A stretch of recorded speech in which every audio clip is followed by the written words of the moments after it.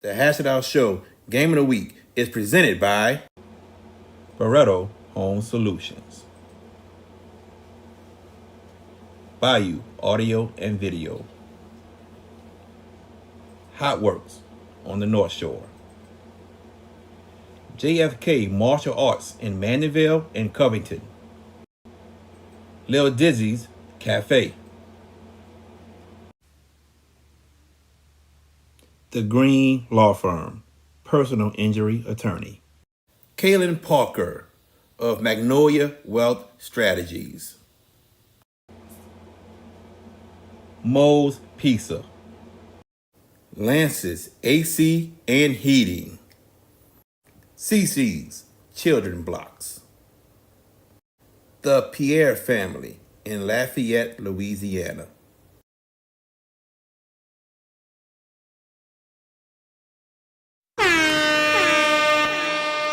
Hands up, hands up. If you winning and you don't give a fuck about a hater, tell them move. Move, move, move. Cause I'm winning, I'm winning, I'm winning. I'm winning, I'm winning, I'm winning. I'm winning, I'm winning, I'm winning. I'm winning, I'm winning, I'm winning. Hands up, hands up. If you winning and you don't give a fuck about a hater, tell them move. Move, move, move. Cause I'm winning, I'm winning, I'm winning. I'm winning, I'm winning, I'm winning.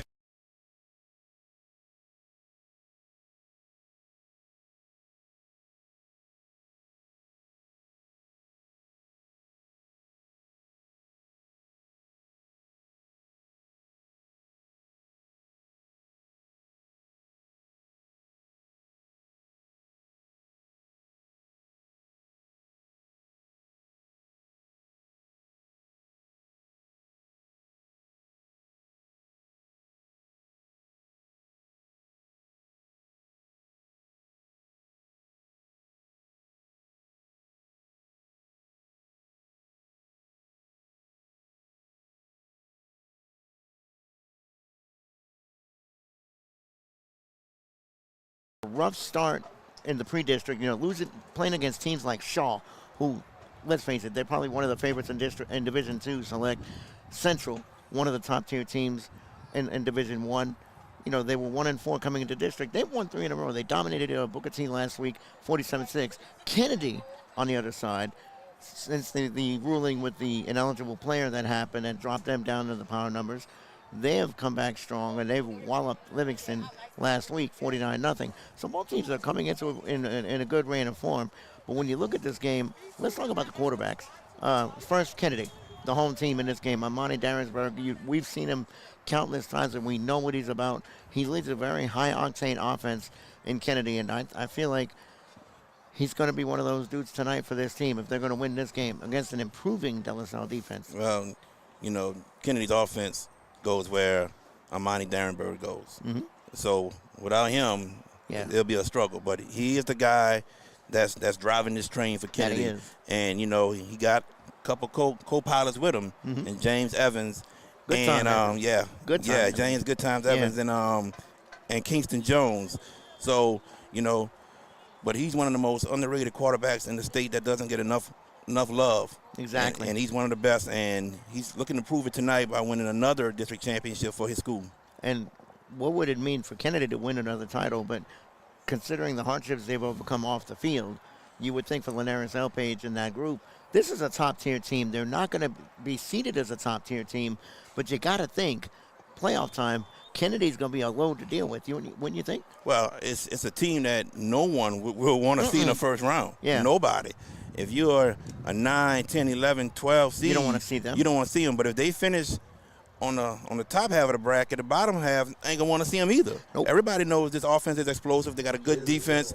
You do not want to see this team at all in the first round of playoffs. That's just how dangerous this team is. And remember, +1 for the district champion in the power points. That is correct. That's going to help them out as well.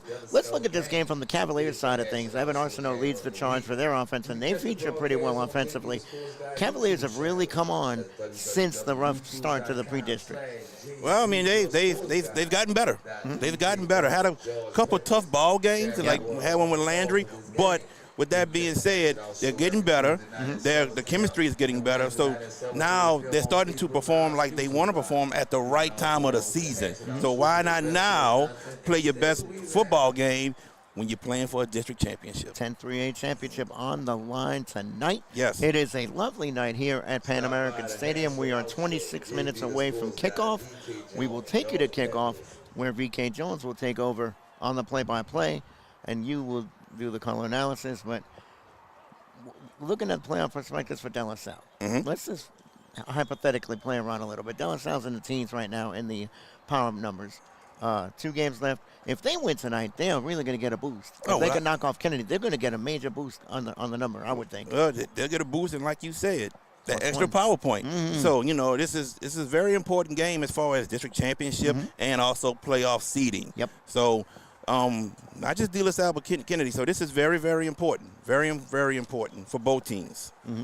And most of the prognosticators are going to make Kennedy the favorite in this game. The ones, the high school, the ones like us that cover the game. We don't pick the games that we do, obviously. But when you prognosticate, you got to think the Cougars are the favorites and whatnot. But give me a key to the game. If the Cavaliers are going to pull this upset off, what's one key to this game that they've got to execute or whatnot? They got to be able to run the ball with Iman Williams and Charles Irvin III. They have to be able to run the ball. They got the O-line they have to block that good defensive line of John F. Kennedy. Too. They got to be able to block and create holes. They can create holes and they can get first down running the ball and keep that Kennedy offense on the sideline. Things will look good for De La Salle tonight. I think the thing for Kennedy, though, this is what I think, and I want to get your opinion. We've seen this team a couple of times. We know about this team, but the one propensity that they have and they really need to cut down is penalties. That's correct. That is something that Coach Elpage and the group, they've got to get it tightened up. Because you're about to head to the playoffs here in 2 short weeks. They've got to clean it up. If they play a clean game, you would think chances are they're going to I don't want to say more than likely because I'm not going to stain on De La Salle, but you would think with Kennedy's athleticism defensively, I think that's a big key. How the Cougars defense performs early. If they're able to take down De La Salle's O-line and create havoc, I think the Cougars are in for a real good night. No, without a doubt. I totally agree with you. But, yes, the penalties they have to cut out because eventually somewhere down the line that can get you in trouble and get you a loss. So, got to stay composed, got to have discipline. And you cut down on that, good things will happen. We saw this team earlier this year against Warren Easton, and that was a pretty high-octane game. It started fast for Kennedy, then it kind of flatlined a little bit, and where Easton made a run, and then Kennedy he's a horse race, and they rebroke. In other words, they separated again. Yes. Week 9 against the district team in De La Salle, winning this district title. I expect, from playoff perspectives, which of the 2 teams would you feel? I think my answer is Kennedy. But which of the 2 teams do you think has the propensity to get to at least Thanksgiving? Oh, yeah, I would say John F. Kennedy. I would put my money on John F. Kennedy. Definitely seeing them maybe come playoff time. Now, before we go to the coaches' interviews, we're going to have an interview with Graham Jarrett, the De La Salle's head coach, and Linares Elpage from Kennedy. Before we do, it's Saturday night, so obviously a lot of games were last night. I have 2 games in my mind that, to me, were eye-popping results. For you, what was the biggest result on the night from last night? From last night? I want to see if me and you are on the same wavelength here. From last night. Friday night. I would say Central defeating Zachary. Okay. I would go that one. Okay.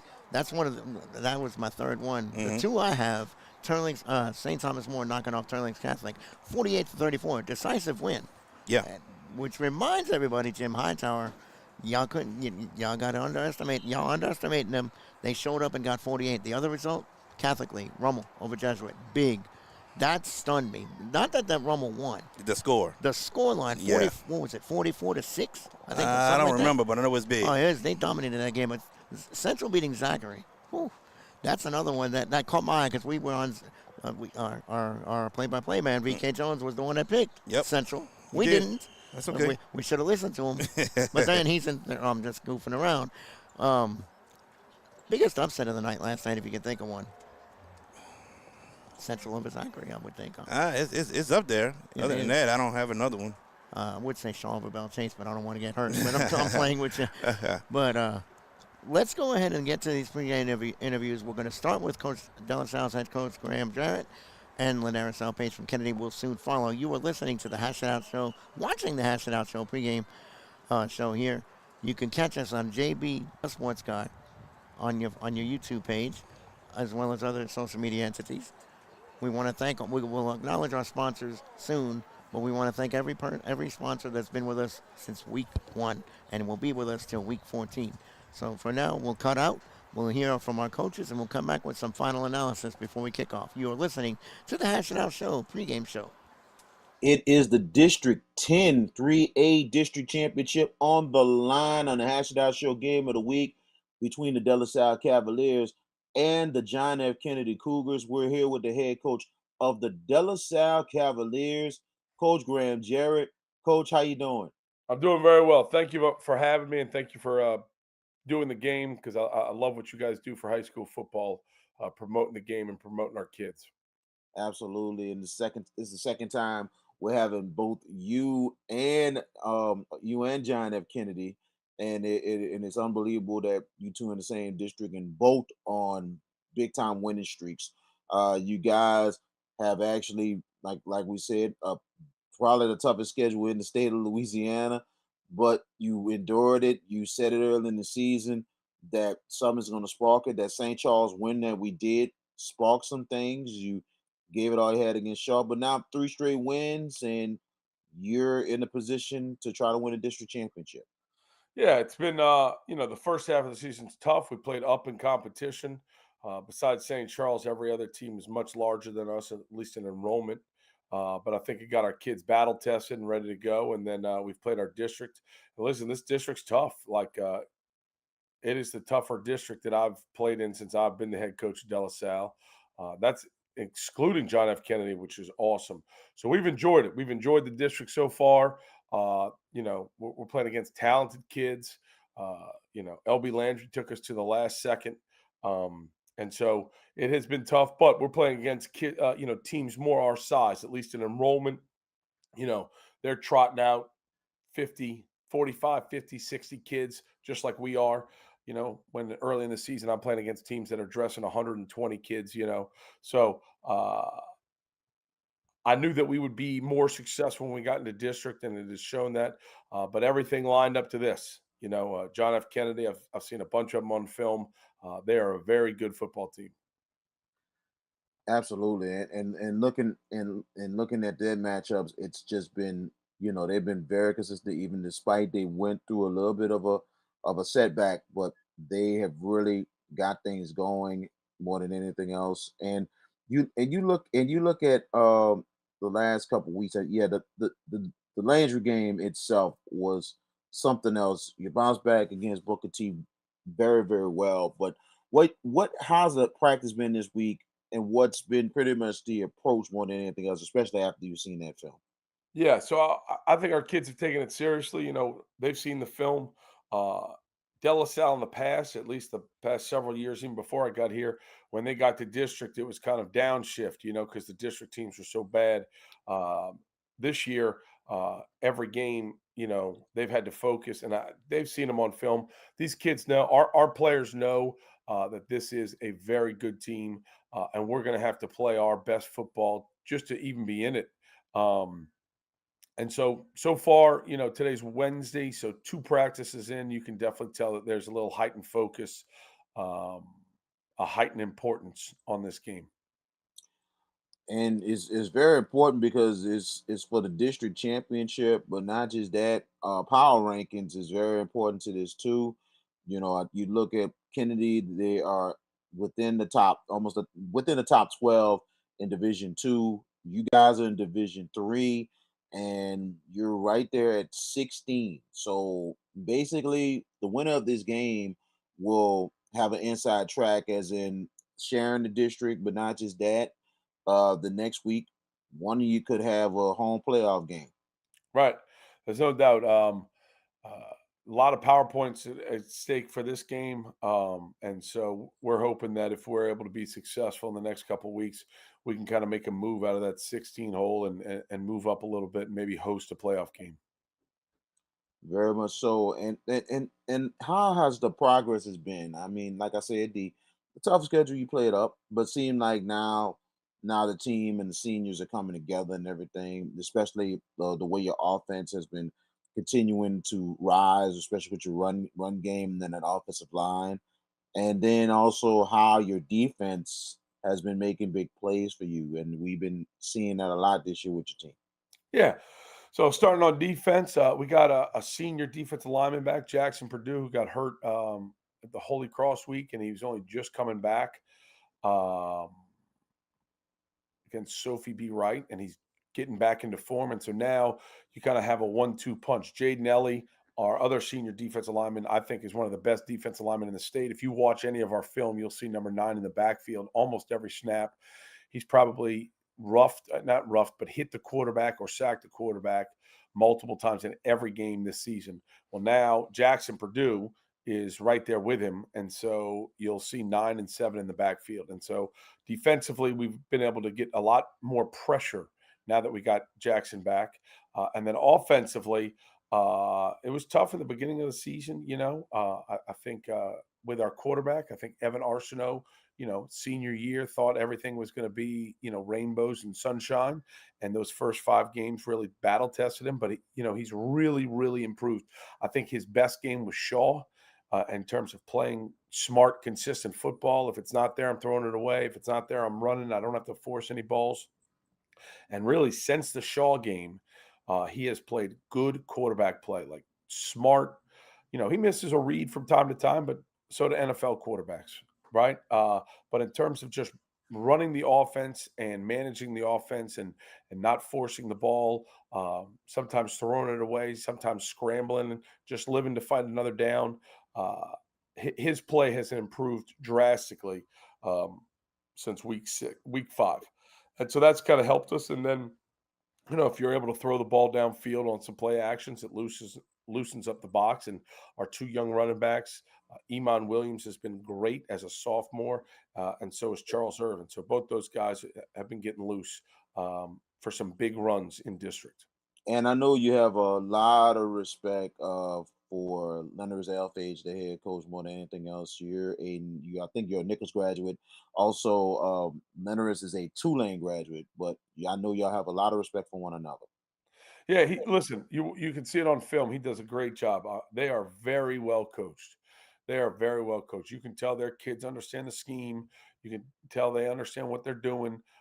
They're very consistent in terms of their technique, and then their effort is outstanding. I mean, it's one of the hardest hitting and more physical teams I've seen on film this season. And so every kid, I'm watching their defense. Every kid flies to the football. They're all in the right assignments. Their offense, has some unbelievable speed, but they all play hard. They all play hard, and they're physical. And they don't back down to anything. And so you can definitely tell that his stamp has been put on that team. What would it mean to your team if you guys get this done on Saturday to get the win over Kennedy and clinch a share of the district championship? Yeah, so I think what's important is that we're able to beat a top playoff team. Like I put them through this tough pre-district.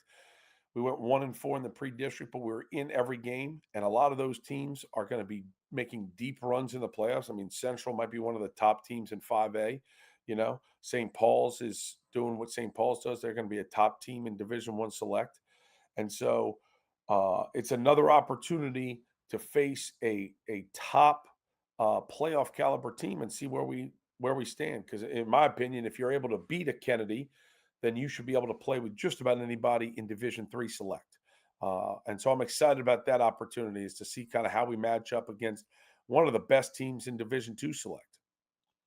Graham Jarrett, the head coach of the De La Salle Cavaliers, thank you so much for joining us for the pregame. We definitely appreciate it, and we wish you guys luck against John F. Kennedy and yourself and De La Salle going forward. And hopefully, we might get you in the playoffs. So, but we definitely appreciate the opportunity to broadcast. Absolutely, VK. I'm happy to help. And again, I love what you guys are doing.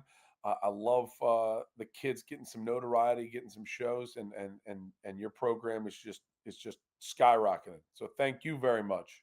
Look like your team early in the season, really was meeting some big time expectations and everything.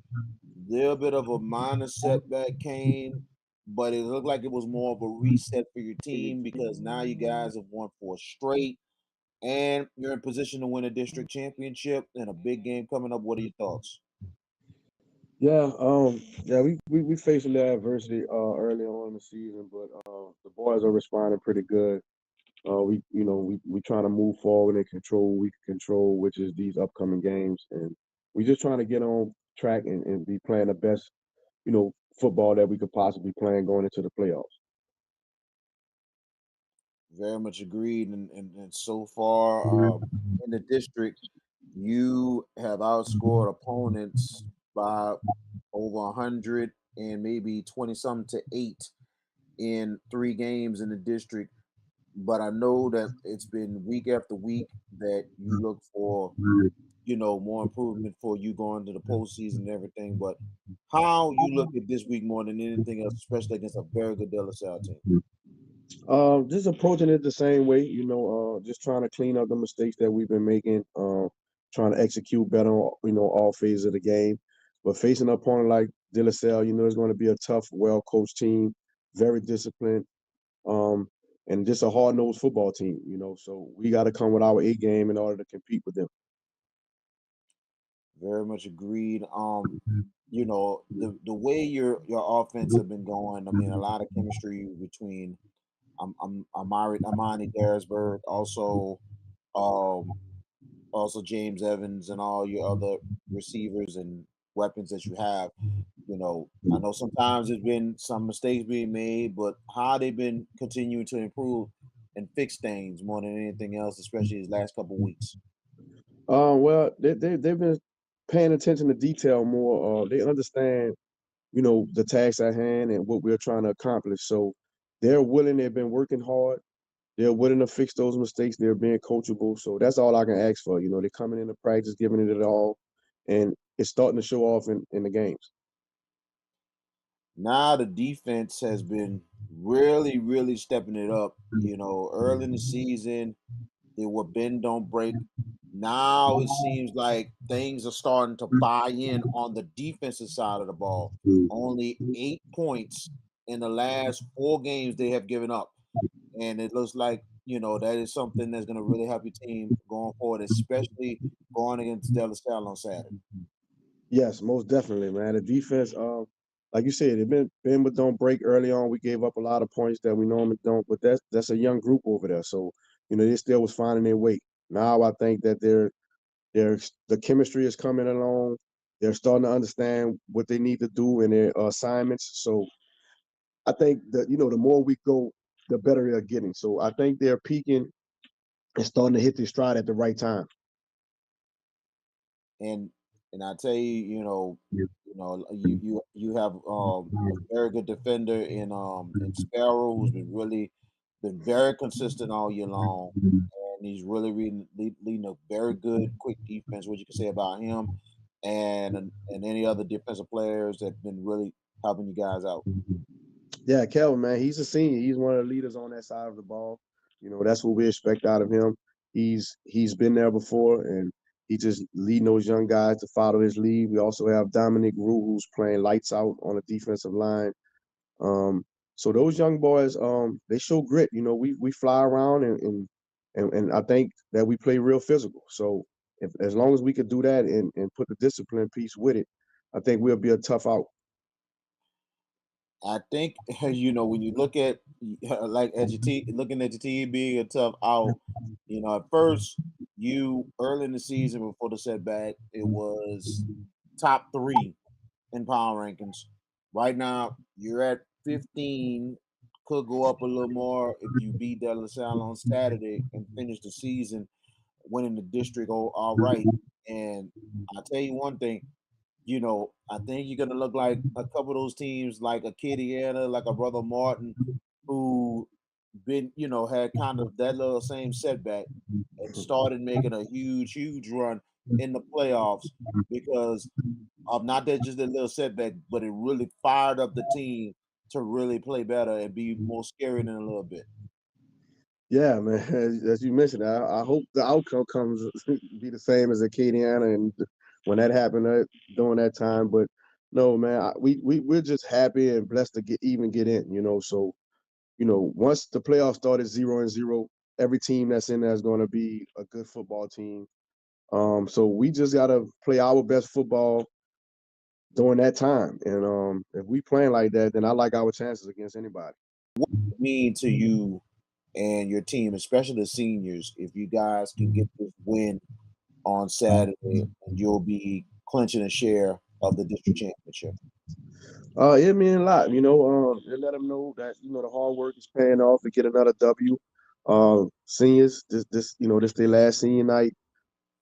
This their last game, home game. Really, it's their last home game of the regular season of their careers. So hopefully we can send them out on a high note and just play some good football, man. Because that's what we've been focusing on. We just want to be at our best at the right time, and this is the first step. Coach Leonard is Alphage of the John F. Kennedy Cougars. Thank you so much for joining us for pregame. We definitely appreciate it. We thank you for giving us the opportunity to come and broadcast your game again. So we wish you luck against De La Salle and the rest of the season. And hopefully we might see each other again in the postseason. Appreciate it. Thanks for having me, VK.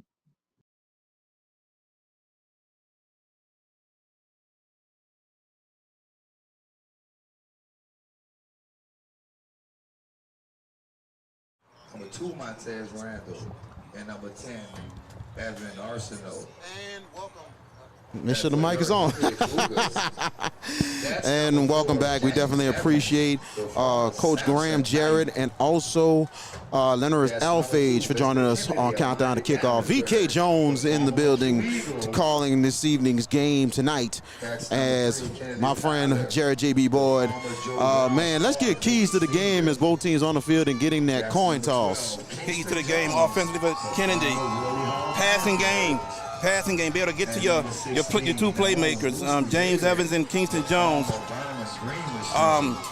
De La Salle, got to be able to run the ball on John F. Kennedy. Run the ball, O-line got to block well. So that's pretty much the keys to the game right there.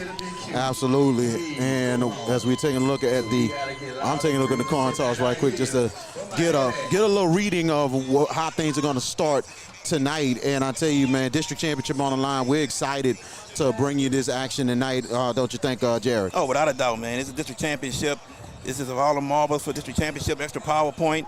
And, both teams going to play hard. And it looks like Kennedy will receive the ball. Kennedy won the toss. They will receive to start tonight's ball game. And we'd like to thank everyone, all our sponsors that's supporting us and everything. And that will be it for the countdown, the kickoff. George Peppers, we thank him for getting things started and going. And George will be with us on the broadcast momentarily as he's setting things up, do statistics and everything else. And let's get it rolling. This has been a presentation on the Hash It Out show.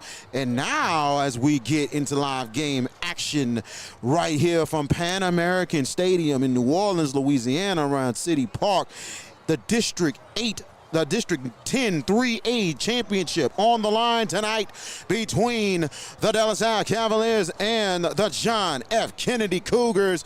And this is the Hash It Out Show game of the week as we gives a stamp of authenticity as the best broadcast in the state of Louisiana. And we are bringing it to you live, day 3 of the Hash It Out Show Invasion Thursday night. We was over in Metairie, Joe Yenny Stadium for Riverdale and East Jefferson for that district championship in 10-5A. Then yesterday we was in Destrehan for the Battle of the River between Hahnville and Destrehan. We thank both coaches, athletic directors and everything for us to come there, get content, and then some. Now tonight, as we end the invasion in over at Joe Yenny, I'm going to say it, Pan American Stadium. Yeah. As we get it going here and the kickoff, and as we get started, they'll take it from the 18-yard line, and they bounce on the outside, and that will go down, and it'll be 1st and 10 for John F. Kennedy.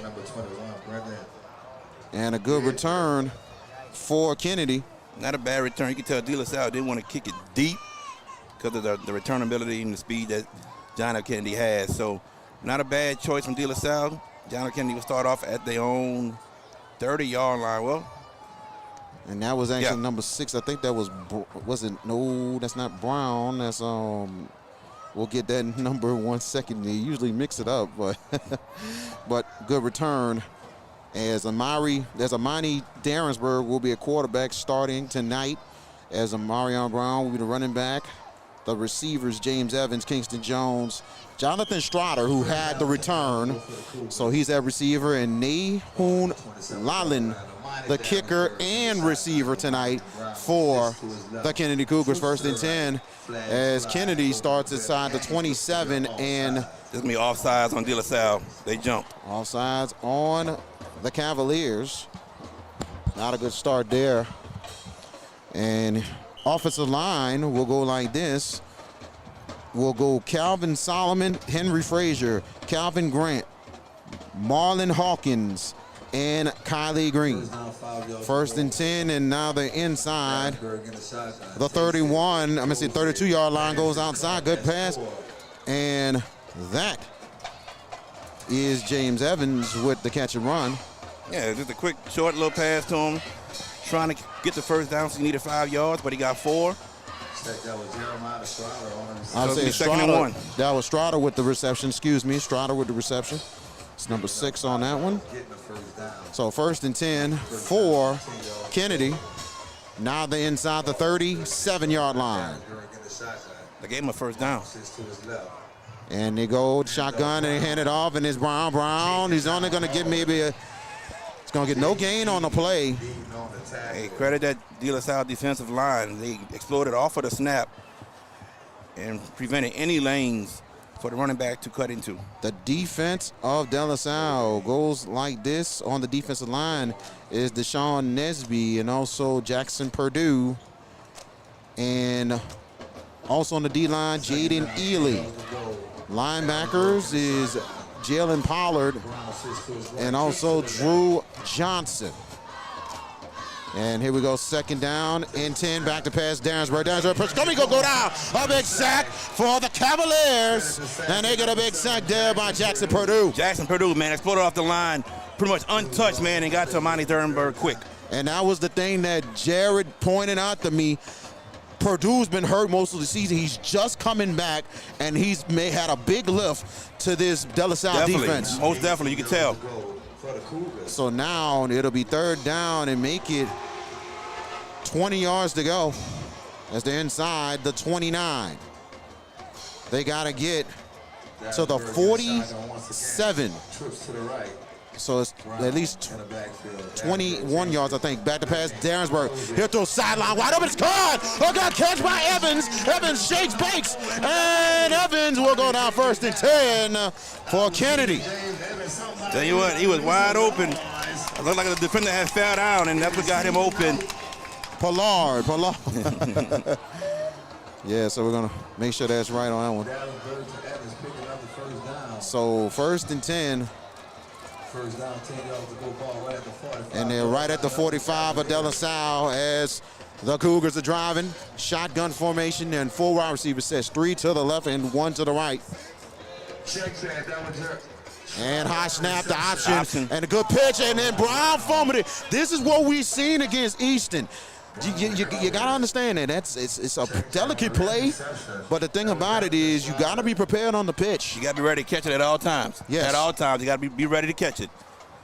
And I'll tell you, Darrensburg didn't really have too much. He'll usually keep it, but you got to be ready on the pitch. Without a doubt, without a doubt.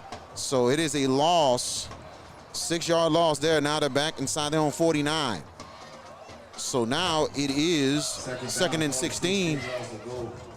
And they got to get to the 35 of De La Salle to continue to drive.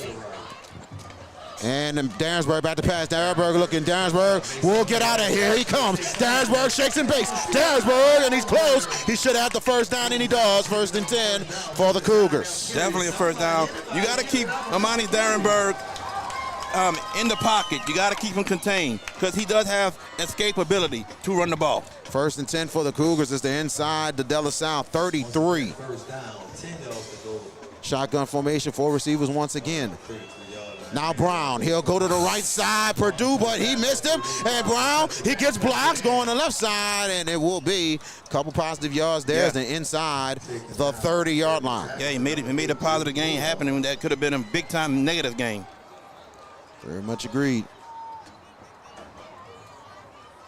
Brown picks up 3 on the carry, makes the second down 7. So it'll be 2nd down and 7. The secondary for De La Salle is Brendan Guidros, Malachi Jackson, and also Montez Randall, a very good defensive back. Sam Richardson. Let everybody know this first quarter is brought to you by Barretto's Home Solutions. All right, here we go.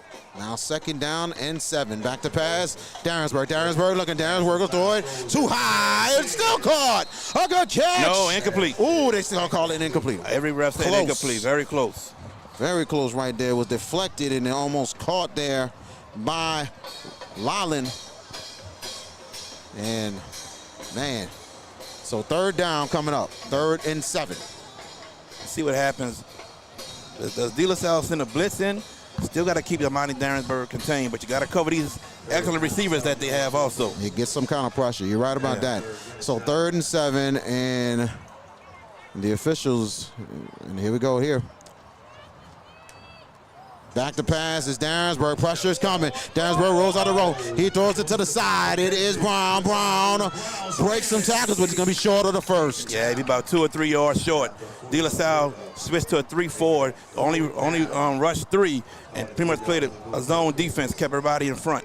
Let's see what Coach Alfay decides to do. Will he go for it? He does have a good kicker, though. Yeah, indeed. And so far, Kennedy has burned a lot of clock, and we're down almost at the 6-minute mark of the first quarter.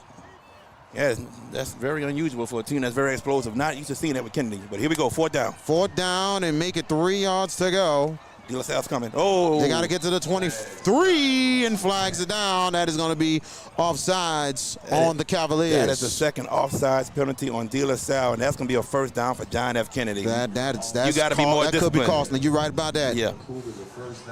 A little more different that we see here. Like we've seen a lot of reconstruction at Pan American and everything else, and we see now the scoreboard a little redesigned there. So brand new scoreboard and the turf. Brand new. Look at the turf. Brand new turf. Wow.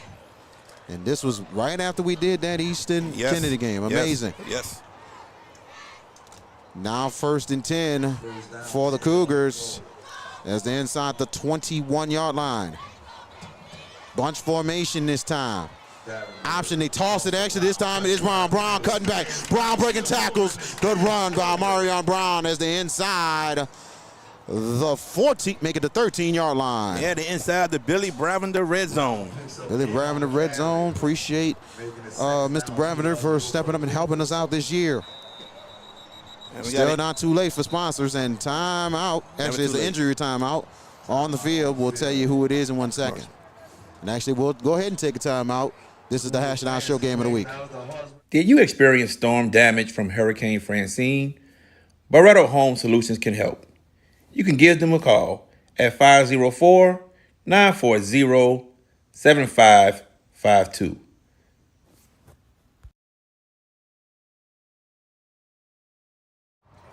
And welcome back. 5:23 left in your first quarter. No score, and it's not a misprint, and this is Kennedy's first drive of the game.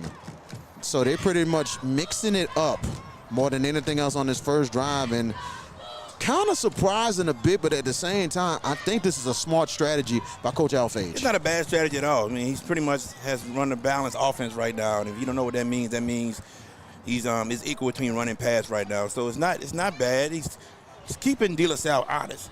Yes. And he's not trying to be predictable. Absolutely. So nothing wrong with what he's doing so far. And that's something that's going to be helpful going forward into the postseason more than anything else. Without a doubt. As the injured player coming off the field, and I believe that's 32 for De La Salle, and that's Jonathan Salle. He comes off the field, a little bit to the shoulder. He's limping a little bit. Hopefully he can return. And here we go, 2nd down and 3. Make it 2nd down and 2 as they're inside the 13-yard line. 4 receivers once again spread out. Brown in the backfield with Dansbury. Dansbury back to pass. Dansbury looking. He's going to go corner and zone and complete. Good coverage there by the Cavaliers. Yeah, very good coverage by the Cavaliers. Most definitely. Malachi Jackson with the coverage.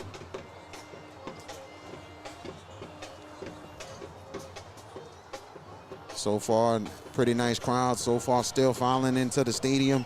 District 10 3A championship on the line, and possible home game for either team for the first round if who wins this district championship matchup tonight. Most definitely. And the difference is, and the thing is, and we'll tell you about that in 1 second, 3rd down and 2 for the Cougars. And here's Darrensburg on option going to the left side. He breaks the tackle. Darrensburg gets some blocks. Darrensburg springs it, and it's a 1st and goal for the Cougars. Let's back it up a little bit. I saw it. Flag. And it's a hold that will come back. Yeah, unfortunately. I knew that was a play. In my mind, I said, I think Darrensburg's going to run it to the left side. Had to run it back to the left side. So run it to the strong side, get the 1st down. But unfortunately, there was a hold that's going to push them back 10 yards. And that's the one thing Coach Alfage did not want to see, especially on the first drive, because things were looking pretty good. No, without a doubt. Things were looking pretty good. Had a little help from some penalties from De La Salle, but this isn't what you wanted. Not at all. 4:38 and counting in your first quarter here. Now it's 3rd down and make it 12 as they're inside the 23-yard line. And Kennedy's got to get to the 12 for a 1st down. Shotgun formation, 4 receivers once again. Man in motion this time. Darrensburg back to pass. Darrensburg looking. Pressure's coming. Darrensburg rolls out to the left. He gets it to Brown. Brown has a block in front. Brown, he goes into, that should be touchdown for the Cougars. 23 yards. And that's Amani Darrensburg to Amarion Brown. Amarion Brown just went out pretty much as a decoy at first. The last option, and Amani Darrenberg drops it off to him, and there's really nobody over there. And the thing about it, tremendous block by Kingston Jones. He got his man way out, and that's where the lane was right there. Yes, sir. And Lolland for the extra point. Snap down, kick is up, and it is good. Full 5 left in your first quarter. The John F. Kennedy Cougars 7. The De La Salle Cavaliers nothing. Right here on the Hash It Out Show, Game of the Week. All right, folks, as we kick off tonight's football game, let's take a moment to talk about something just as important as a winning playbook, your financial future. Kaylin Parker, a financial advisor with Magnolia Wealth Strategies, is here to help you stay financially fit off the field. From retirement and estate planning to investment management and even insurance needs, Kaylin Parker is here to help you. Reach out to Kaylin at 504-613-2161 or at cparker@financialguide.com. And welcome back. 7-0 is your score. 7-0 is your score between John F. Kennedy and De La Salle. Big time drive there for the Cougars, and that drive took about, you can say, 6 minutes, 55 seconds. And hold on 1 second. No, sir. You better go 7 minutes, 55 seconds. 7 minutes, 55. I'm sorry. 7 minutes, 55. I had to look at that 4. 12 So, plays. good hit. Hold on 1 second. Now, joining us right now is George Peppers. Good evening to you. What's up, man? And what's going on with you and what we got on that last drive, That last drive, since we need to learn how to compute. 12 plays, 70 yards, 7:55 off the clock. That was what you call a workmanlike drive. And in the old words of the great late Hank Stram, they matriculated the ball down the field. It took a lot of time doing it. Now let's see what the Cavaliers have in response. Very much agree, very much agree.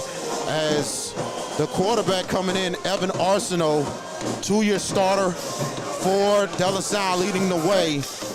And here we go, 1st and 10 in the shotgun. Arsenault back to pass. Arsenault has pressure coming. He's going to get away, throws middle, incomplete. Oh, that might be intentional grounding because there's nobody over there. That could be a possibility. You're right about that. He was not outside the pocket. No receivers in the area. No flag. Second down. So Arsenal starting at quarterback, running backs. You got Charles Irvin Jr. and also you have Iman Williams, 2 young running backs doing well for the Cavaliers. We'll introduce the rest of the lineups in 1 second. Shotgun formation on 2nd and 10, the handoff, and it's going to the left side, but only about a yard on the gain. The former Pontchartrain Patriot, the senior Calvin Sparrow. Tell you what, they're going to have to try to develop a running game to win this game. Absolutely. They're going to have to. And that was Williams with that carry. You got the receivers, Giovanni Sanchez, and also for the Cavaliers at receiver, you have Noah Rogers at tight end. Also is the punter as well. Now on the shotgun, 3rd down and 8 to go. Pressure coming, and he goes down. A big time sack for the Cougars as they get the big time sack there. 33 for the Cougars with that sack, and that's Amari Lewis. Amari Lewis. Man, did he come He came off the and snap so exploded fast, man, just quickly. very quickly there. Arsenal tried to step up into the pocket, but it was too late.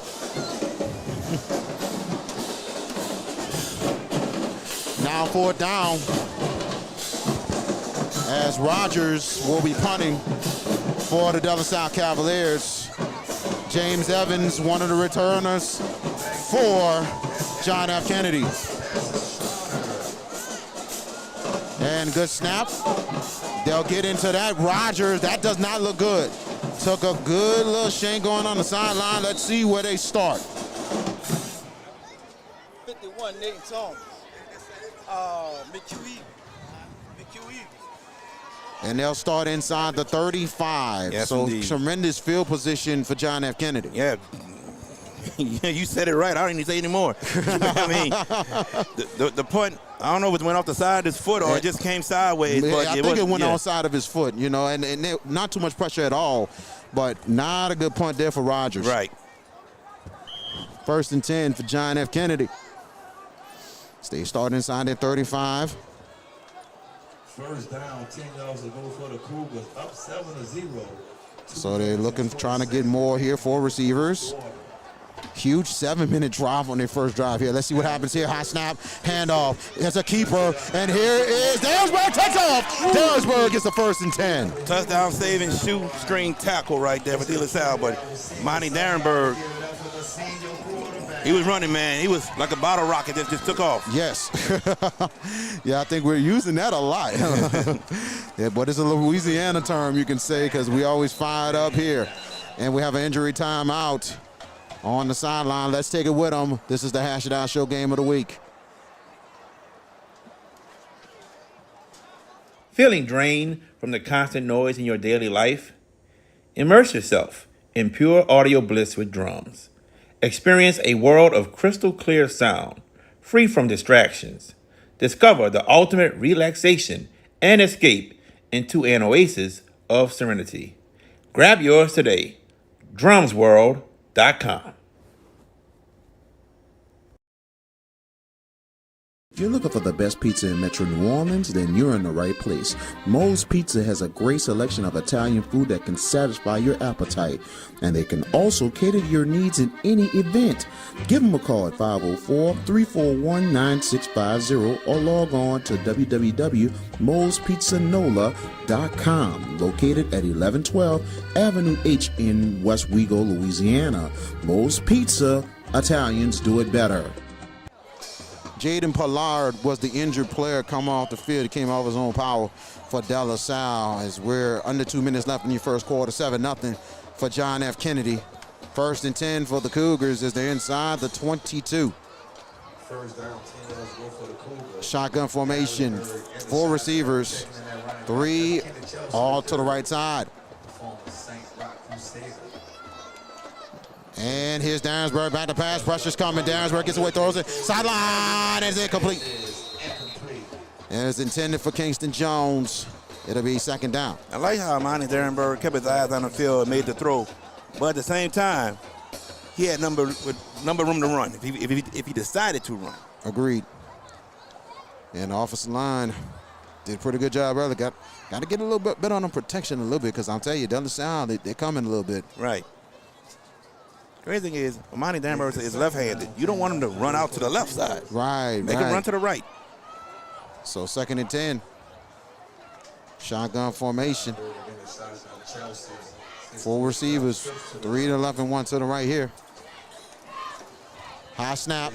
Danberg here towards it. Oh, it's picked off. Here comes De La Salle. And here is the Cavaliers on the move. And they get the ball inside the 38-yard line. Montez Randall gets it for the Cavs. Man, he read it, and he jumped on it quick, and he took off.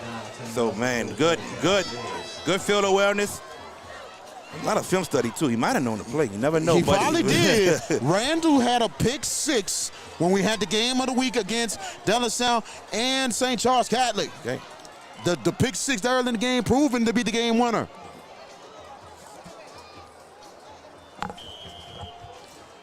Now 1st and 10 for De La Salle.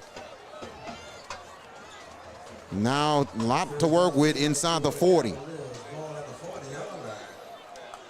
Man in motion and a handoff. It goes to the right side. Positive yards there for Iman Williams. About a good 3-4 yards right there, VK. The offensive line for De La Salle, it goes like this: Shamar Bridges, Logan Ferrier, got Cedric McDonald, Gerald Daniels, and Ian Fields. Got 2nd down and make it 7 yards to go, 3 yards on that last game. And here's Williams. Williams going to the right again. And he's only going to get a yard on the play as they're inside the 36-yard line. Like I said, De La Salle would have to establish a run to win this game. I don't think passing the ball is in their strength to win this game tonight. But the O-line got to make the holes and create holes for their running back to get through. Defensive starters are more of a 3-3-5. Defensive line, Dominic Ruth, Grayson Powell, and Kellen Hall will introduce the rest of the starters in just a second. 3rd down and make it 6 yards to go. They got to get to the 31, and flags and actually timeout is called by Kennedy. That'll be their first charge timeout. We got 10 seconds left in your first quarter. 7-0 for John F. Kennedy over De La Salle. VK Jones, Jared J.B. Boyd, and also George Peppers with you from Pan American Stadium. Next week on the Hash It Out Show Game of the Week, it is our season finale, our regular season finale. Catholic League action. We will bring you we will bring you the John Curtis Patriots and the St. Augustine Purple Knights from Tag Only Stadium. It'll be a Thursday night special. We will have kickoff, and I think it's a 7 o'clock kick. 7 o'clock kick from Tag Only Stadium, John Curtis, St. Augustine. The Hash It Out Show Game of the Week. I tell you regular what, season finale. Both those teams are playing for a first-round home game. Yes. St. Augustine's in the top 10. John Curtis is sitting at number 16 right now. So they're both playing for better playoff positioning. John Curtis does not want to be on the road in the first round of the playoffs. Purple Knights coming in 2 straight wins. John Curtis coming in 2 straight losses. Interesting ball game coming up Thursday night. Now we get back into live action. 3rd and 7. Make it 3rd and 6. 3rd and 6. They got to get to the 30-yard line. The handoff. This time, and it is backed up. What a shot there. And it's Lewis for the Cougars. See, 3rd and 6. Throw the ball. Throw the ball. You tried to run the ball, and run the ball hasn't worked all game for you. I totally agree with that play call. Very much agree. 4th down coming up. And actually, that is the end of the first quarter. Thank you for that one. 7-0 Kennedy over De La Salle. We're coming right back. Green Law Firm is a full-service law firm specializing in personal injury, criminal law, successions, and family law. With over 25 years of experience, the Green Law Firm continues to provide efficient, competitive, and effective representation to clients throughout the state of Louisiana and all across the nation. Consultations are free. If you're looking for results, call the Green Law Firm at 504-328-3990. That's 504-328-3990, located at 931 Westwood Drive, Suite B in Marrero, Louisiana. The Green Law Firm. And welcome back as we're about to start the second quarter of play. 7-0 John F. Kennedy over De La Salle. The Hash It Out Show game of the week and day number 3 of the Hash It Out Show invasion. Like we was in Metairie on Thursday, Friday we was in Destrehan, tonight in New Orleans. And it's good, you could say, to be back home because we was on the road for the last 4.5 weeks. Yeah, we were. Yeah. We were everywhere, ladies and gentlemen. So it's good to be back in the city of New Orleans. And here we go. De La Salle's going to go for it. De La Salle will go for it. This is 4-down territory. 4th and 6. They got to get to the 30. Shotgun formation. Arsenal back to pass. Pressure coming. He's going to throw it. And that's going to be caught. And he'll be taken down. And that's going to be an ineligible receiver.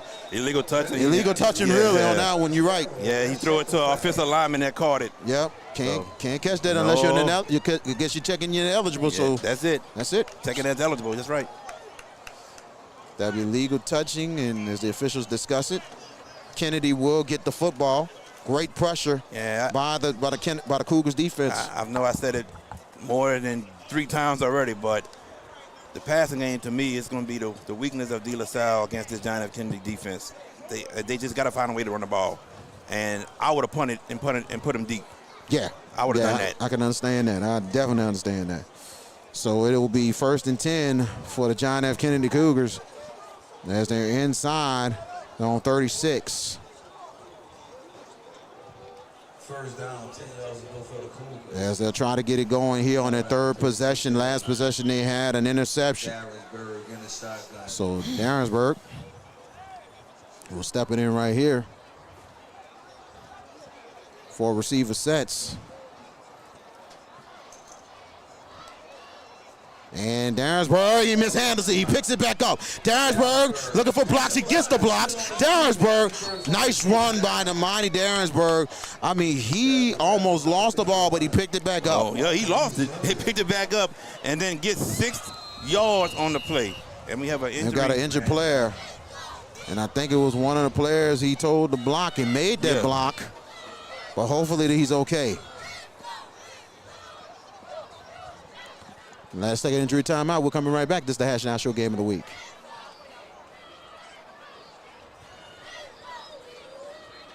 Feeling drained from the constant noise in your daily life? Immerse yourself in pure audio bliss with drums. Experience a world of crystal clear sound, free from distractions. Discover the ultimate relaxation and escape into an oasis of serenity. Grab yours today. drumsworld.com.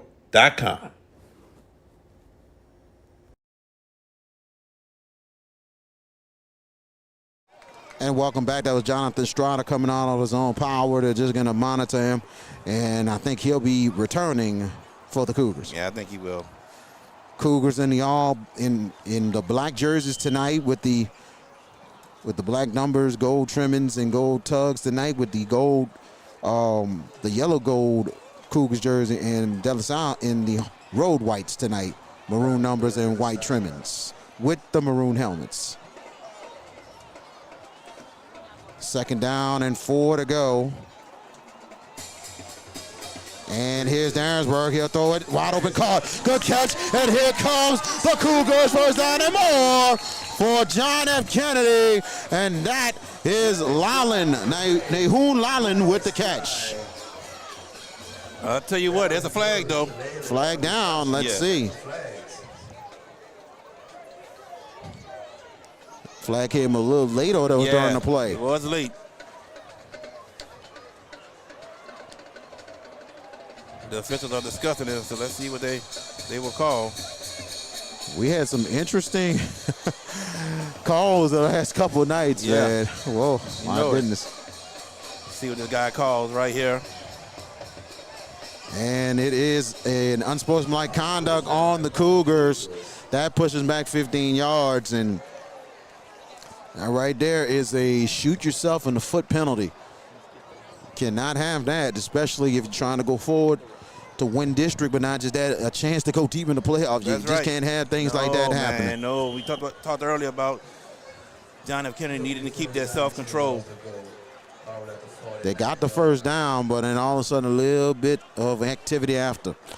So 1st and 10 for Kennedy, but they're now inside their own 49. They got to get to the 41 and back to pass. Darrensburg going deep. Left side, the bomb is dropped, but a little bit of defense right there. Kingston Jones was the intended receiver. What defense? That's been an offensive pass interference. I agree. I agree. No. I agree with that. There's no doubt. That's the defense you mean. No that's doubt. what you mean. I got you. All right, yeah. Because you see, he had him right there defending, and all of a sudden, Jones almost caught it but dropped it. Jones caught what? Jones for DSL? No, I'm saying that the way the ball went and everything else, you know what I'm saying? He pushed him, that and the ball went through the hands. I thought the safety should have intercepted it. Yeah. He would have, I'm saying. Yeah. Okay, I got you.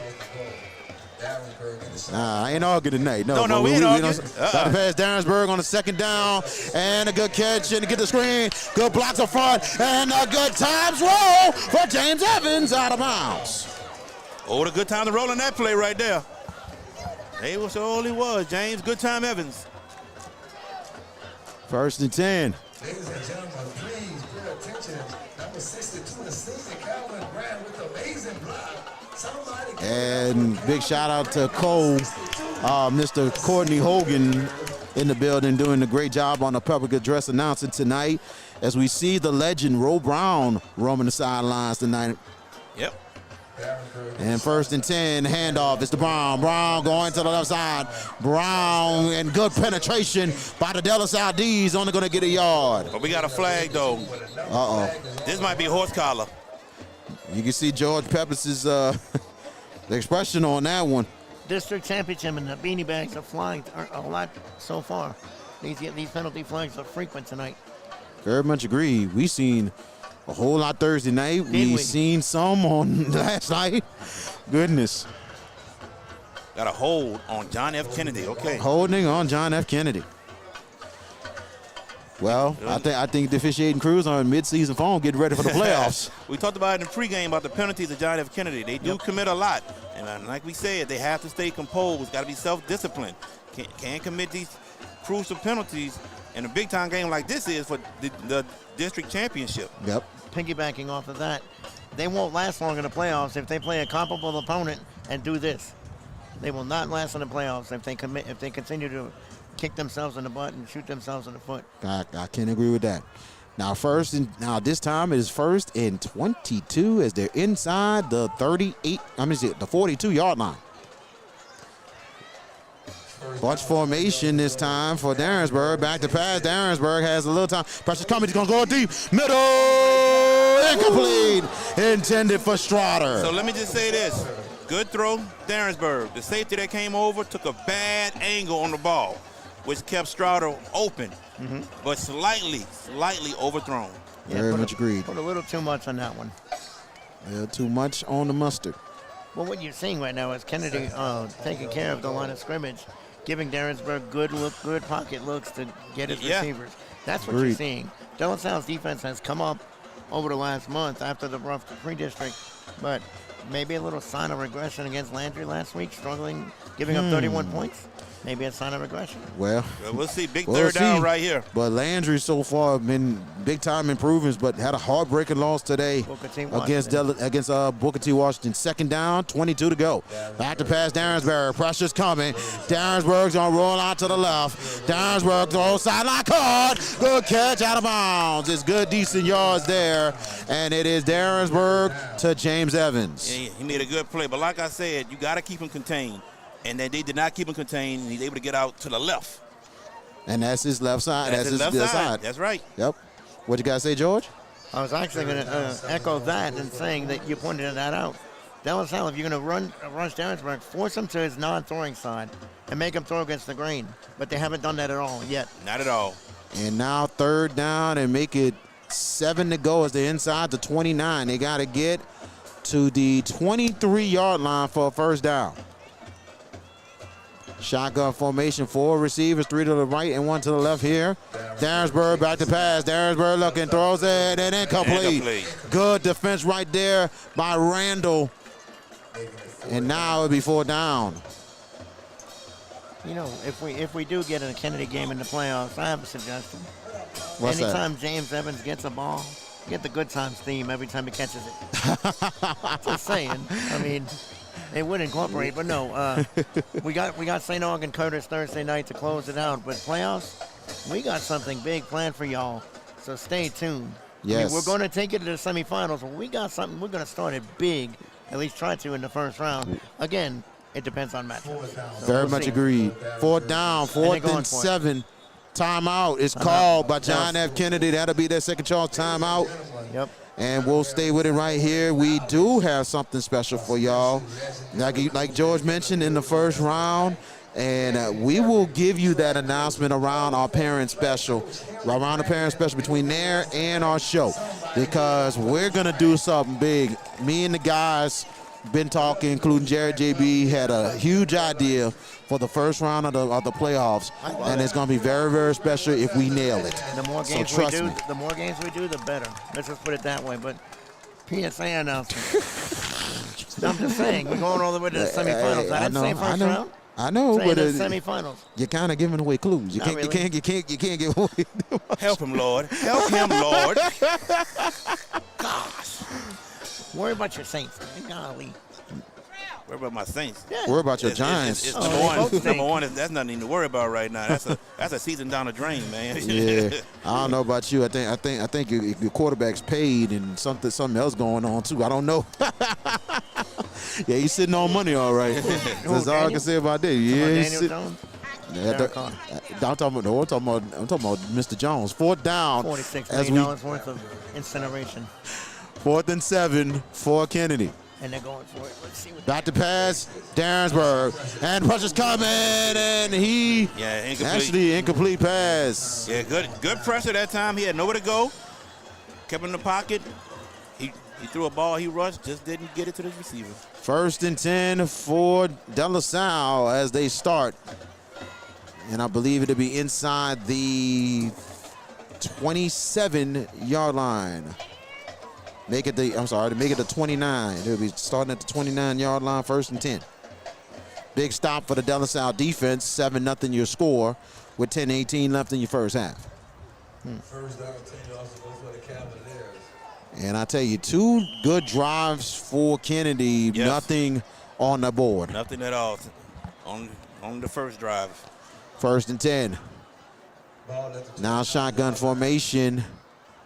And looks like it's Williams in the backfield, man, in motion. The handoff, and it's going up the middle. And decent yards as they're inside the 34-yard line.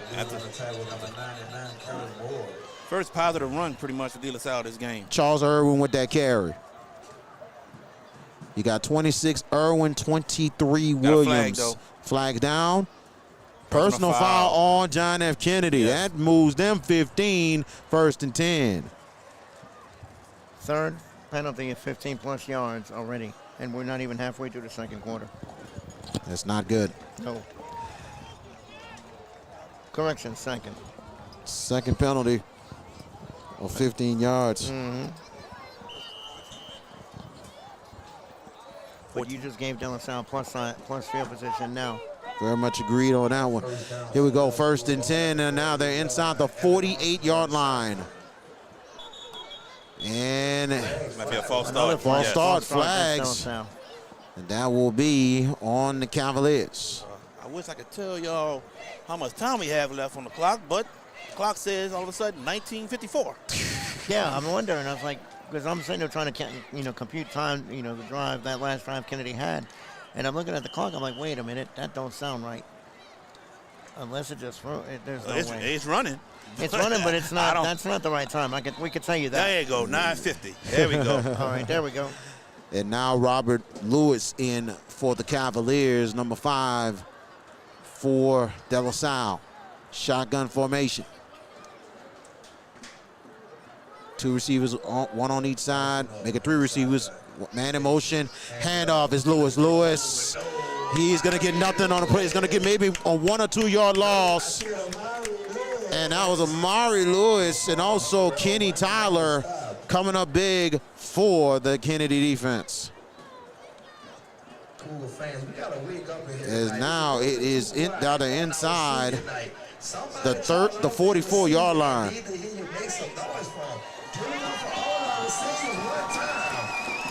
As Courtney Hogan trying to get the crowd hyped up here now. Second down and make it 14 to go. And back to pass, and they get it complete. And they're inside near the line of scrimmage, make it inside the 49-yard line. Catch made by Garen Lewis. Yeah. Coach Jarrett is smart here. Oh, it's 3rd down. I'm sorry. I'm thinking it's 4th down. My fault. It is 3rd and 9 coming up. Cavaliers got to get to the Kennedy 42 to continue to drive.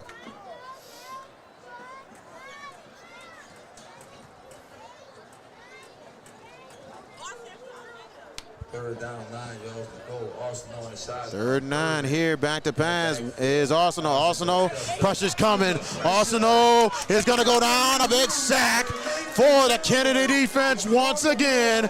And this time it is Dominic Ruth.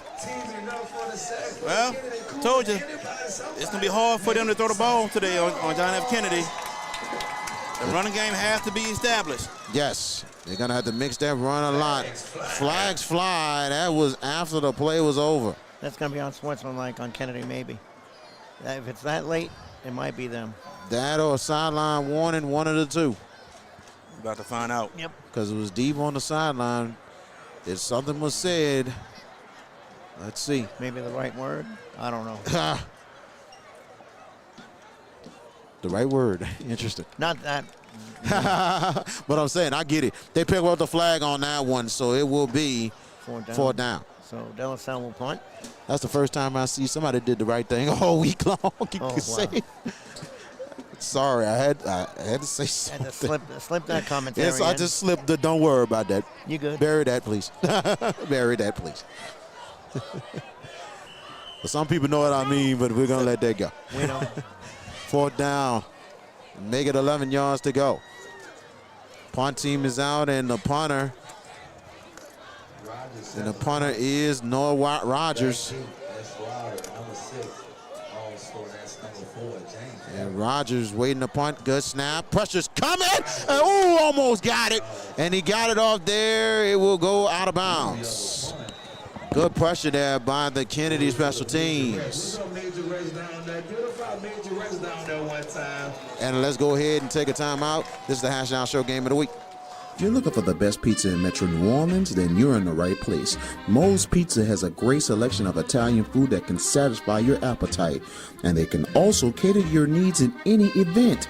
Give them a call at 504-341-9650 or log on to www.moespizzanola.com, located at 1112 Avenue H in West Wego, Louisiana. Moe's Pizza, Italians do it better.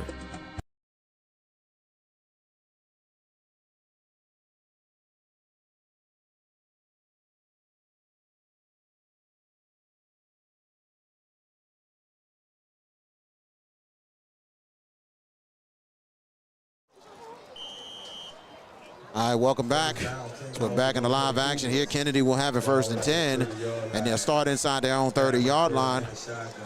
And a handoff, and it will go to Brown, but nothing doing on the play. Actually, he's going to get 3 yards at least. He's inside the 33.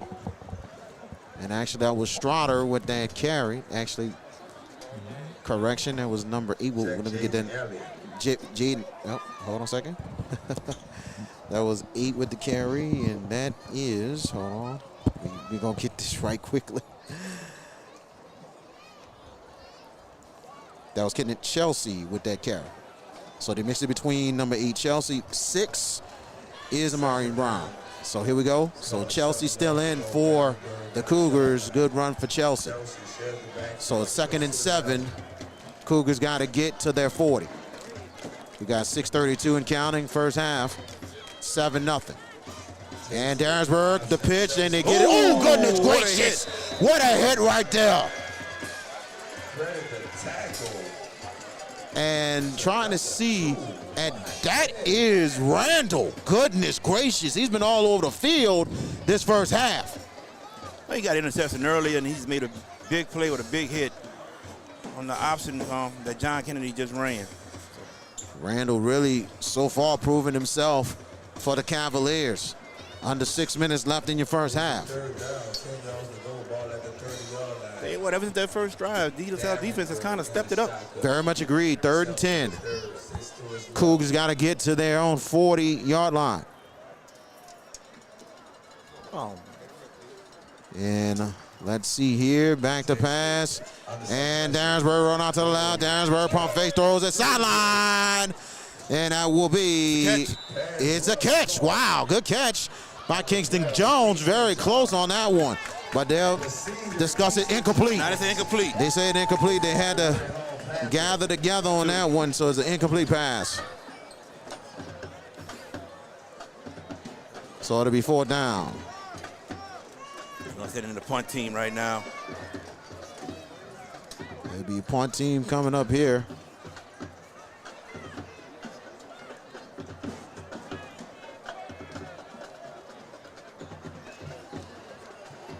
And it will be Lolland punting for the Cougars, and he has been kicking for the last 3 years for the Cougars, and he does it all, kicking and punting.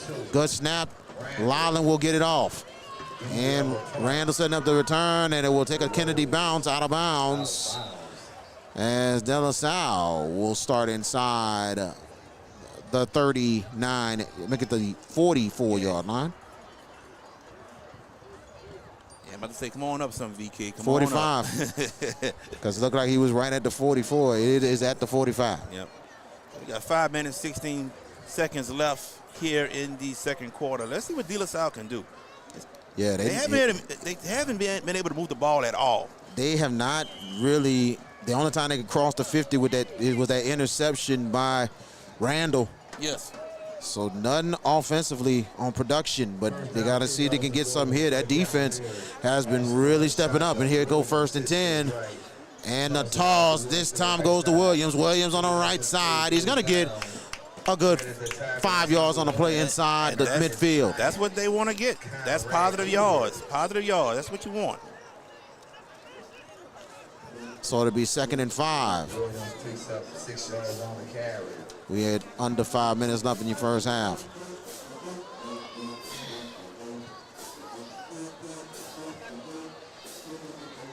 So shotgun formation. Williams in the backfield. And here is Arsenault, and catch, but no doing. That's going to be a loss. Kennedy had that play sniffed out from the start. They had it sniffed out. Big time on that play. And that looked like that was Williams who, was it Williams? No, I think it was 18 who had that catch. Sanchez was trying to set up for that screen, but nothing there. So now, no gain on the play. So it'd be 3rd and 5. 3rd and 5, 4 receivers, 3 to the left and 1 to the right here. Back to pass. Arsenault throws a good catch. 1st and 10 for De La Salle. And a good catch there by Noah Rogers. Noah Rogers. Yep, got to the spot. He knew where the sticks were. So now De La Salle trying to get on the move as they're inside the Kennedy 45.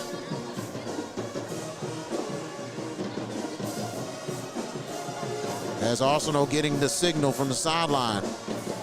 25-second clock not working on the field, so they got to go what the officials go with. Well, here we go. 3 receivers this time in a bunch, in the shotgun formation. They had a little movement earlier, but here's Arsenault. He'll throw it middle. Caught! Good catch! First down for the Cavaliers as they're inside the 24. Good catch there by Connor Butler. Connor Butler inside slant, and Evan Arsenault Man, he threw that like he was on a fastball on a pitching mound. He threw that with some heat. And somebody's down. And Butler is still down. Butler, okay. He got the catch, made the run. He did take a shot. He did get up, though. Got up, but got right back down.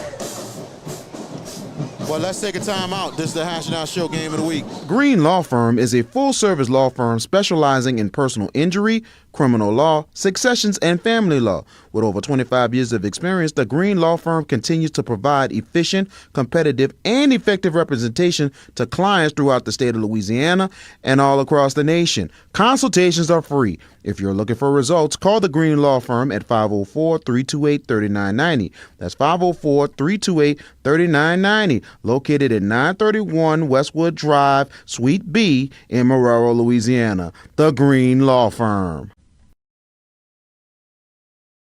Welcome back. This second quarter brought to you by the Green Law Firm on Westwood Drive in Marrero. Is the injury attorneys, and also they do a lot of civil cases and stuff like that. The Green Law Firm.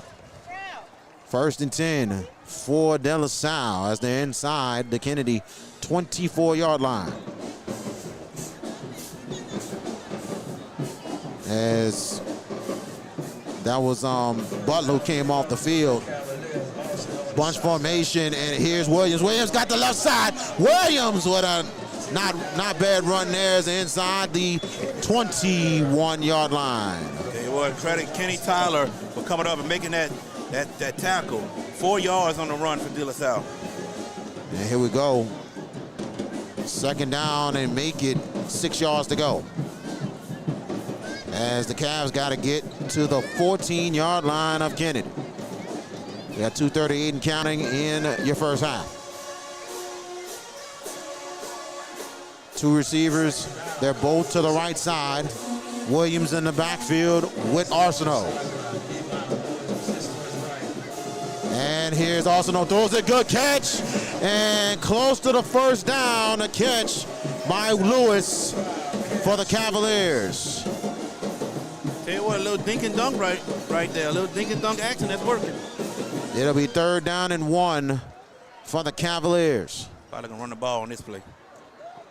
As they're inside the 15, they got to get to the 14 for a first down. So timeout is called by the Cavaliers. That'll be their first timeout of the first half, as we'll keep it right here. Next week, it'll be the regular season finale of the Hash It Out Show Game of the Week. It will be Catholic League action.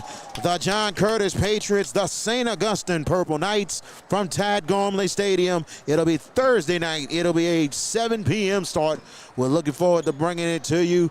Myself, Jared J.B. Boyd, and George Peppers. We're giving you a 3-man weave for the rest of the season here. So we're looking forward to. I'm going to be there. You funny. Very funny. Those that have been with us the whole season, I've done this. I've done this when he says that. I've done this. So that'll be Thursday night for St. Aug and John Curtis. We'll bring that to you 6:30 for pregame, 7 o'clock for kickoff. And anything changes, we'll let you know on the Hash It Out Show this Tuesday and Wednesday night. And Tuesday at 7, Wednesday at 7:30. And don't forget, before you tune in on Tuesday night, get out and vote. Get out and vote this Tuesday. It is election day. Please get out of there and vote. Your voice counts. Rock the vote. That's all I gotta say. Your voice counts. Rock the vote. And if you don't cry. So we get back to live action. 1:55 to go. 1st and 10 as we inside. 31 coming up here.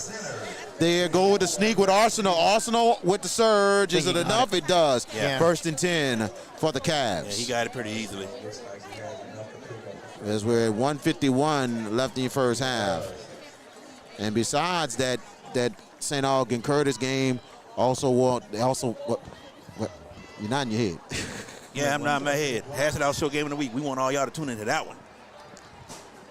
Yeah, we want you to tune in that one. Also, there was another big game that night. We ain't worried about that one.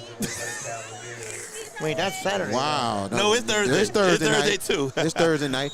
And whistles down, flags. Oh, I know which one he's talking. Okay, actually, timeout's called John F. Kennedy. Let's take a timeout with him.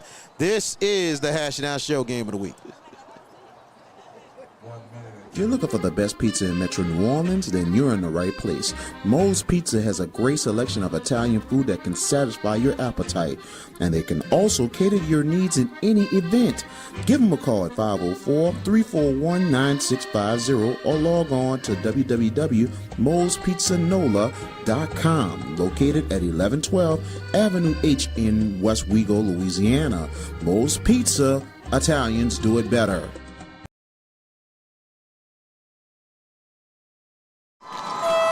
And welcome back. Please tune in to the Hash Out Show again the week on Thursday night. That's all I got to say. We got a good matchup, though. Think about it. You're talking about playoff positioning, especially home field. And all I think is in the top 10. In Select, isn't it the top 8 that have the first round bye, Jared? For Select, yes. Okay. Aug is like so they might in the top 10. Curtis is at 16 right now. Okay, well, Aug may be playing for a bye. Curtis is playing to stay home. Correct. In round 1. So a lot of implications Thursday night at Tad Gormley Field. It will be a very good crowd. Curtis has struggled the last 2. They've lost to Jesuit 2 weeks ago and then got ripped by Carr last night. First and 10. First and 10. Here we go. Shotgun formation. 3 receivers for Arsenal. They're inside the 14. Back to pass. Arsenal has pressure coming to go. And it's Calvin Sparrow with the sack for Kennedy. Yeah, that something went wrong because that just went bad quick. Somebody missed a block or something. 119 and counting. And you mentioned Ted Gorman. Well, big shout out to Richmond. He calls it the Catholic League Stadium. That's what he's calling it on Friday Night Football. So 105 and counting. And it's second down, and it is now 20 to go. Back to pass. Arsenal, they go with a shovel pass. Right under. It is Williams, and I got run. Yeah, very good run. As they're inside, these make it the 11-yard line. Very good run. It looked like a draw. Yeah, it looked like it was a draw.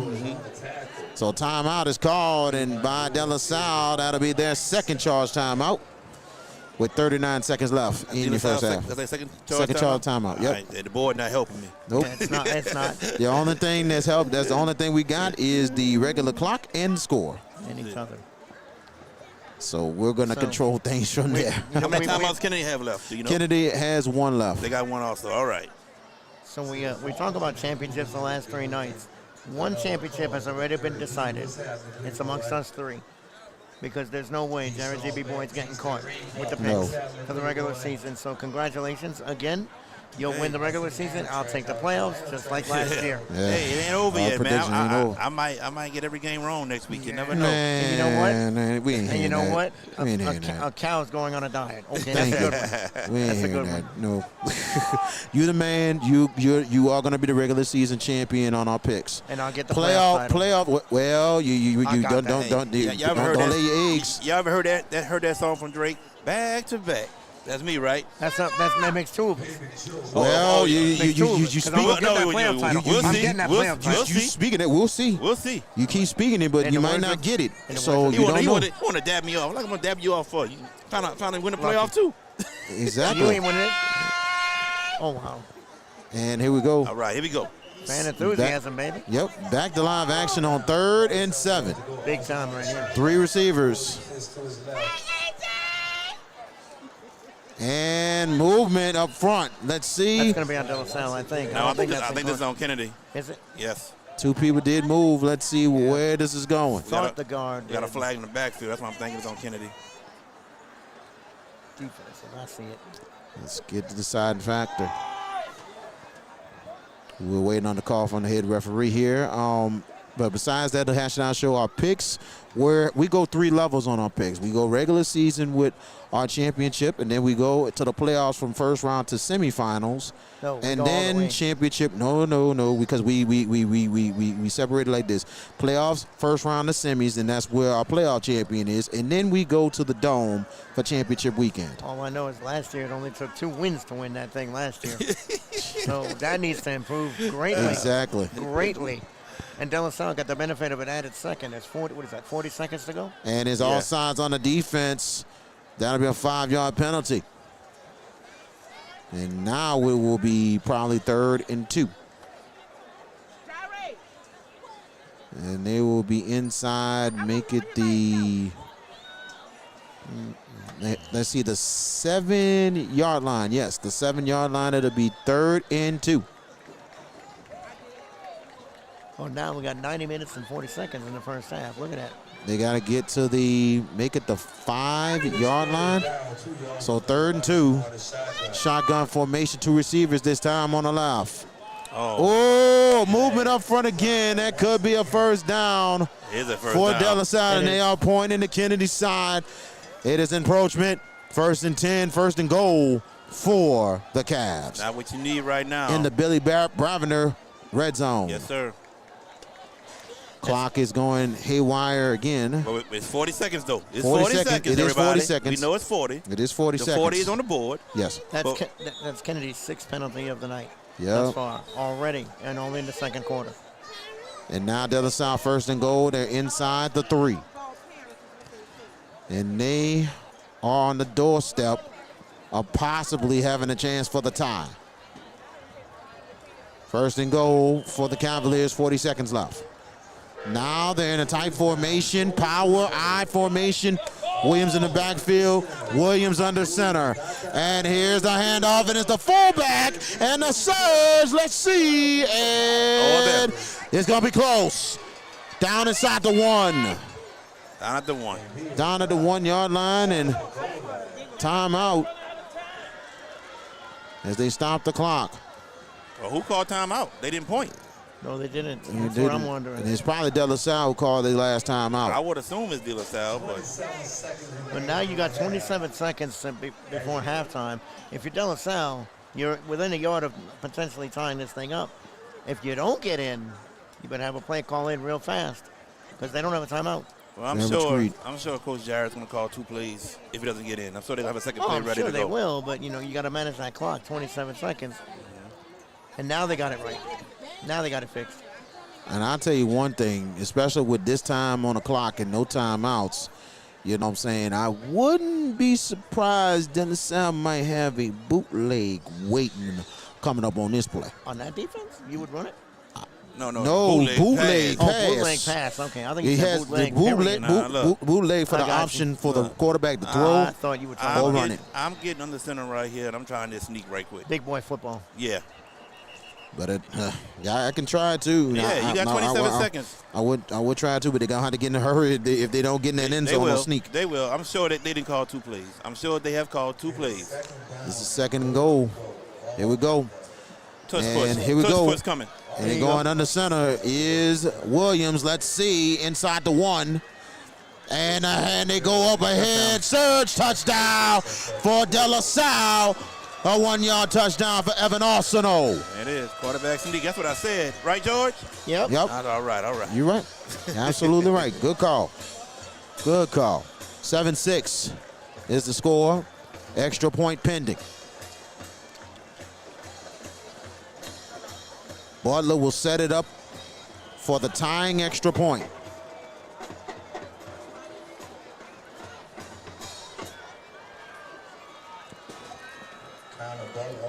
And here we go here. Waiting on the snap. And snap down and whistles blows there. Hey, you know what the good thing is now? What they also have done here?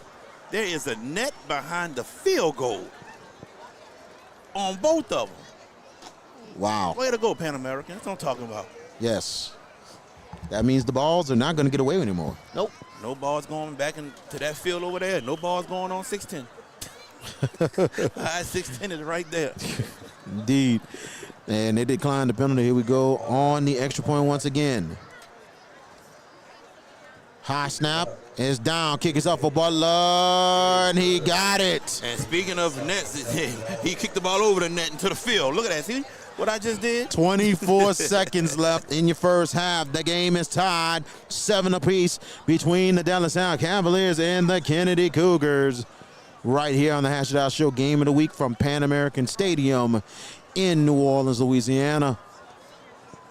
And I tell you, one thing for sure, De La Salle took advantage of that drive, but also a lot of penalties for John F. Kennedy. Yeah, a whole lot of penalties, man. Like, this was one of the things we said pregame, man. They have to cut back on committing penalties. This is something that hurts them, and right there, gave up a first down on the offside. 24 seconds left in your first half. Kingston Jones and Jonathan Strotter ready to return for John F. Kennedy.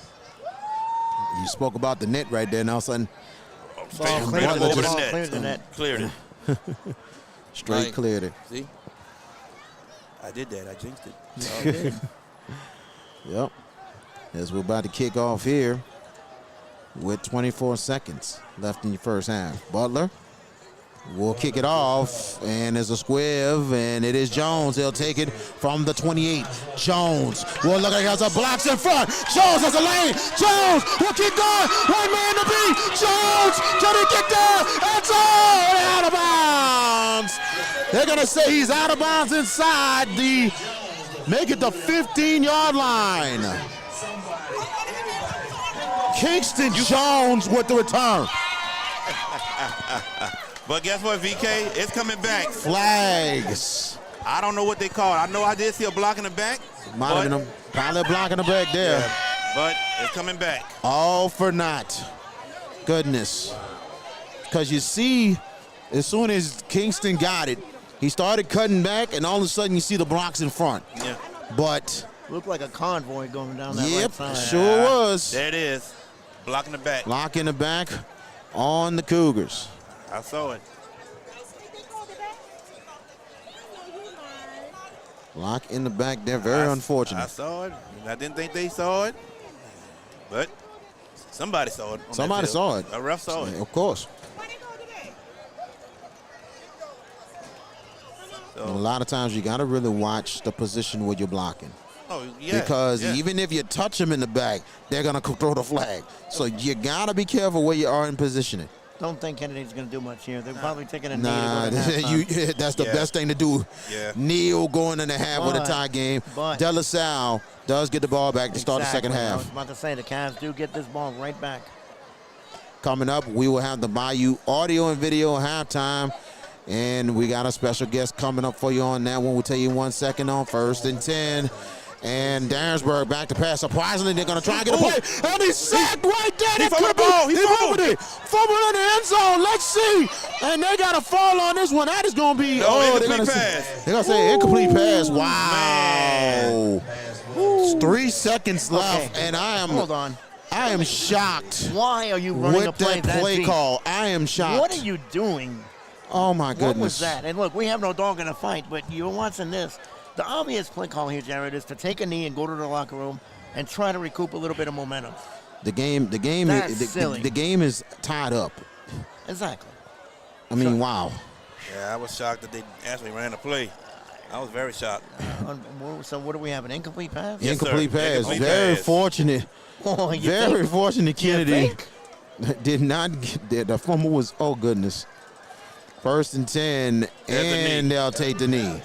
That is the end of your first half. Your score: the De La Salle Cavaliers 7, the John F. Kennedy Cougars 7. We will have the Bayou audio and video at halftime. Our special guest tonight is the former Kennedy Cougar class of 1989, David Johnson, who will be joining us at the half. This is the Hash It Out Show, Game of the Week. At Bayou AV Security, we are your one-stop shop for all your needs. Whether it's enhancing your home entertainment system, securing your property, ensuring a seamless internet connection, or illuminating your outdoor spaces, we've got you covered. Bayou AV Security, where technology meets reliability. Call us today to experience the Bayou difference.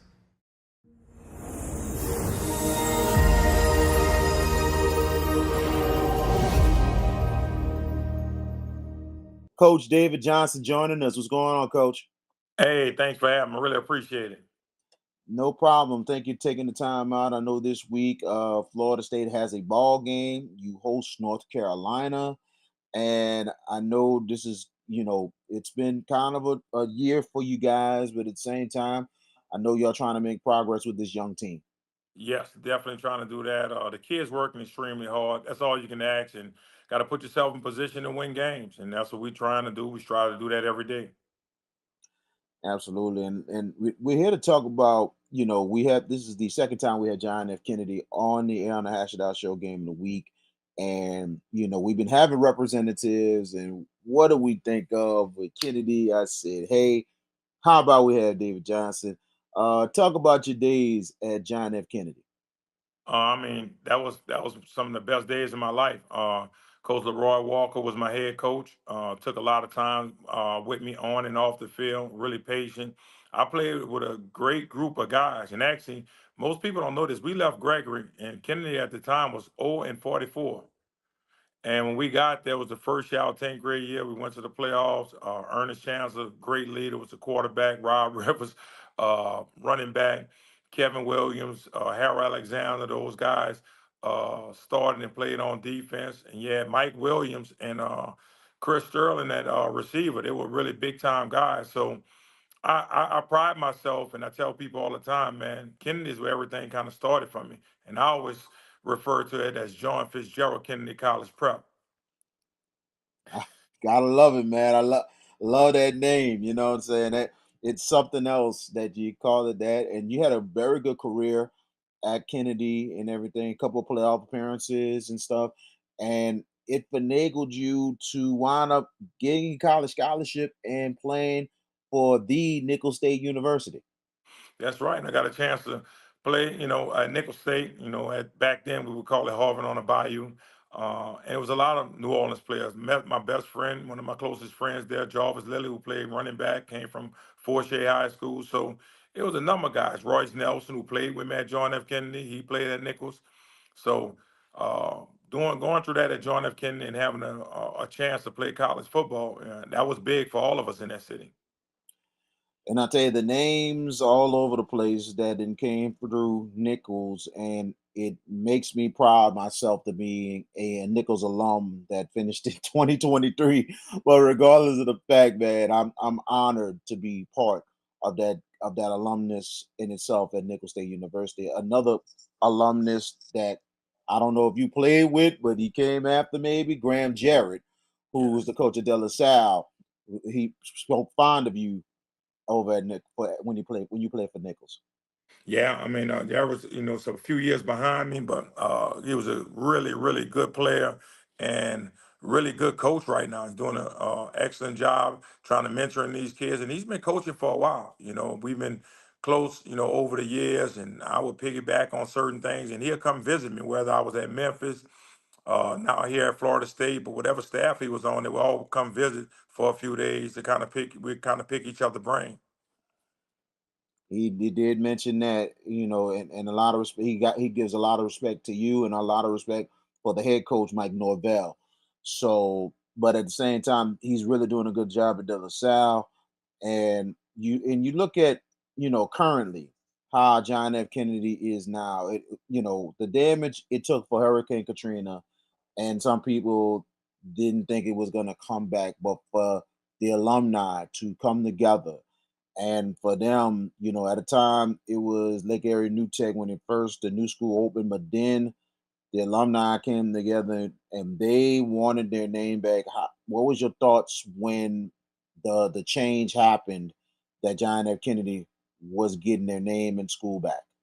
Actually, I was there. I was there at the time when they first put up the first banner saying it's back to John F. Kennedy, and I was at the University of Tennessee at the time. But our alumni, I mean, we have the best alumni in that city. People can say what they want, but everybody wants to go to the K. And I think everybody's doing an excellent job of supporting. And L. Page is putting us back on the map. He's done an excellent job, not just this year, but over the years. He has set a major foundation, and we're proud of him. We're proud of the things that he's doing for our kids on and off the field. He works extremely hard, him and his staff.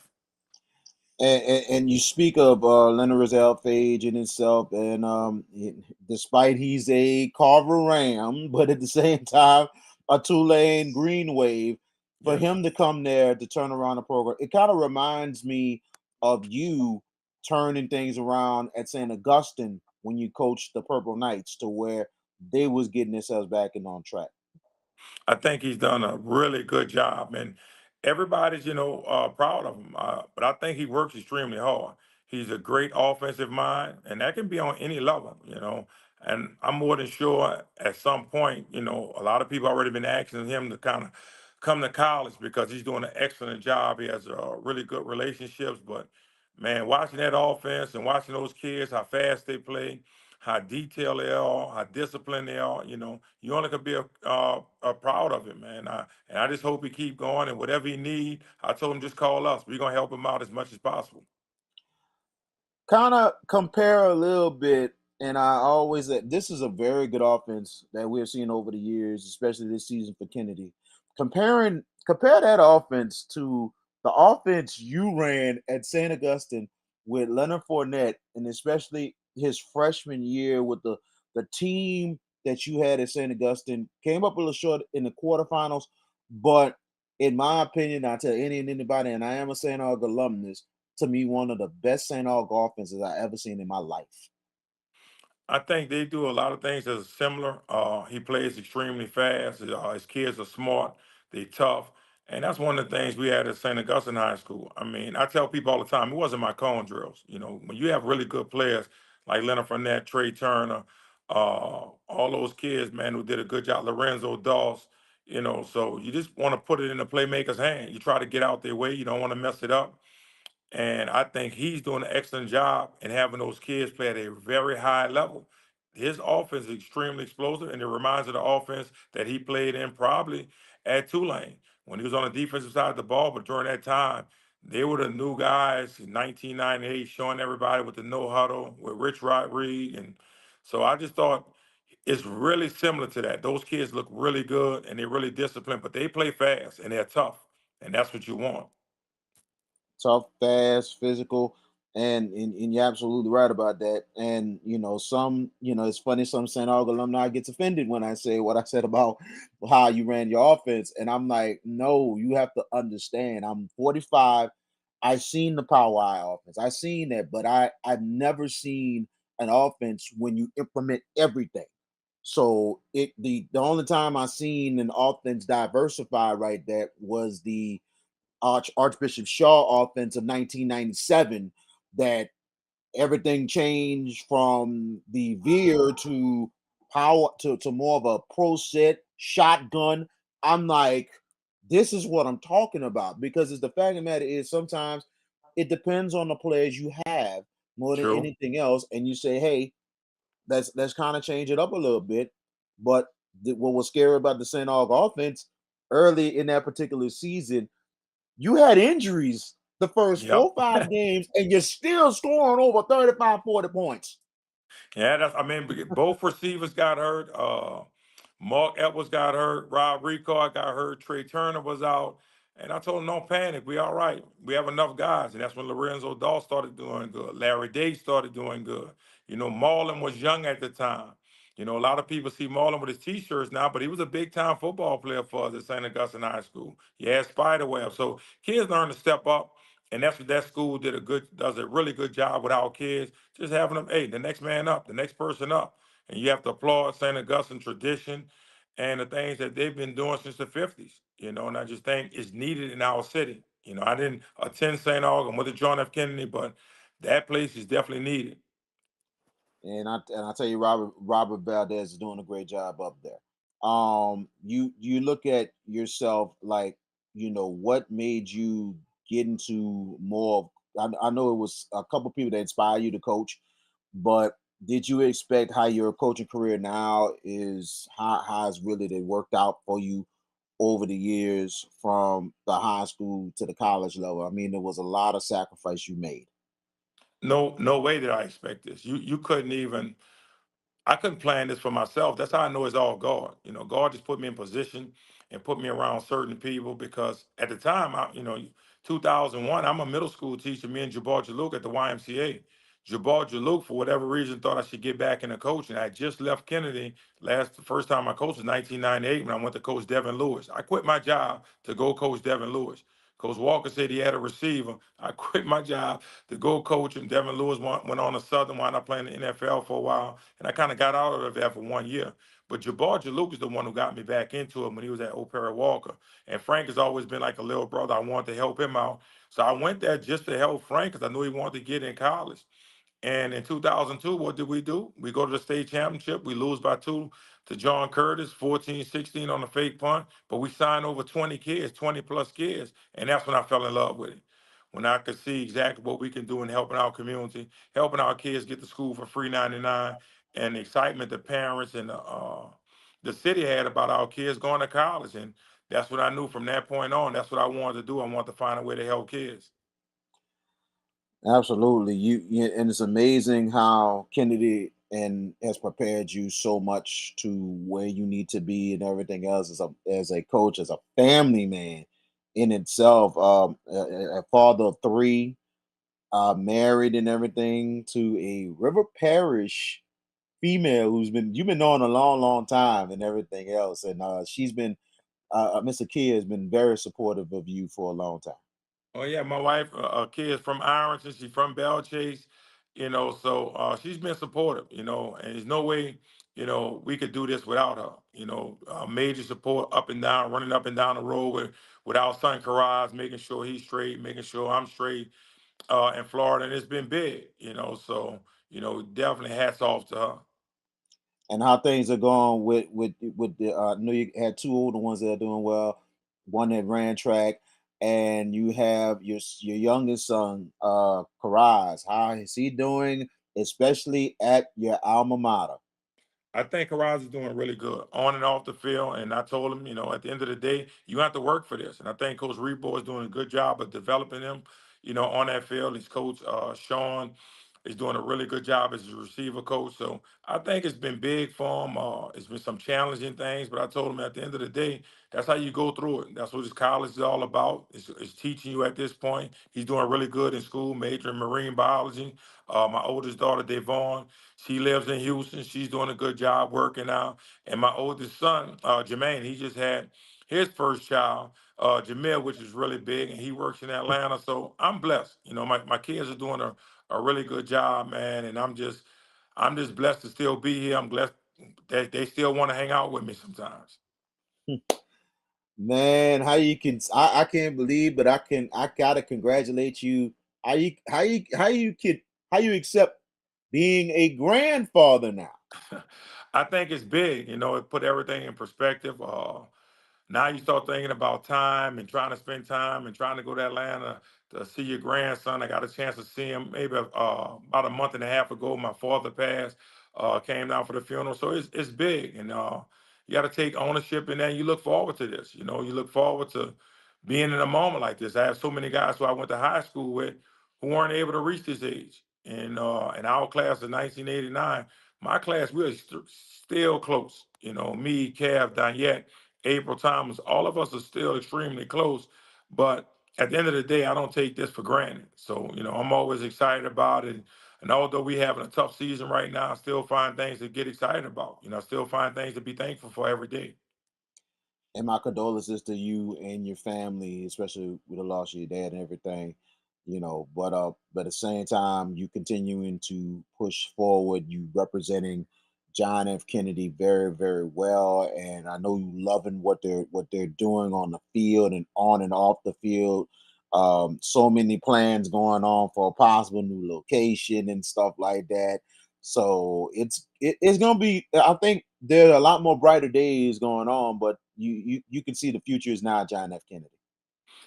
I'm telling you, when I get a chance to walk through those doors, get a chance to talk to L Page, see the band, and the band is always a big part. Exactly, what we're doing over there. I just think he's doing a marvelous job with that, and it helps. And our kids are doing a good job. The teachers, at John F. Kennedy doing a good job of just kind of navigating this new society and with kids and different things like that. So you have to applaud the administration and everybody over there. And I'm just glad to be class of '89 from John Fitzgerald Kennedy College Prep. David Johnson, assistant coach at Florida State University, John F. Kennedy class, 1989. Thank you so much for joining us. We definitely appreciate it. Thanks for having me. Hey guys, this is Arkisha Baquet, the owner of Little Dizzy's Cafe. I am here with BK Jones, who is a part of the Hash It Out show. We're coming to let y'all know what they got going on, and Dizzy's is a proud sponsor of the show. We'd like to thank Miss Arkisha and Little Dizzy's Cafe for sponsoring us. This is one of the best restaurants in the city of New Orleans, in the 6th floor. Come over. If you're in the area, come and see us at 1500 Esplanade Avenue in the heart of Tremay and experience some of the best Creole soul food you'll ever have in your life. Because the food is always hot and straight from the pot.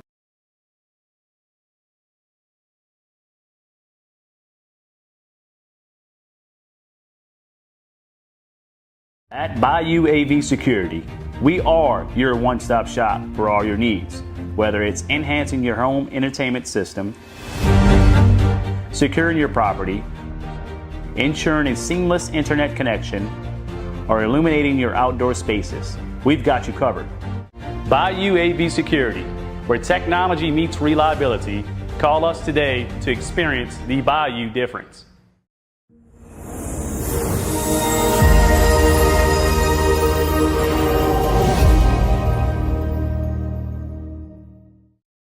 If you're looking for the best pizza in Metro New Orleans, then you're in the right place.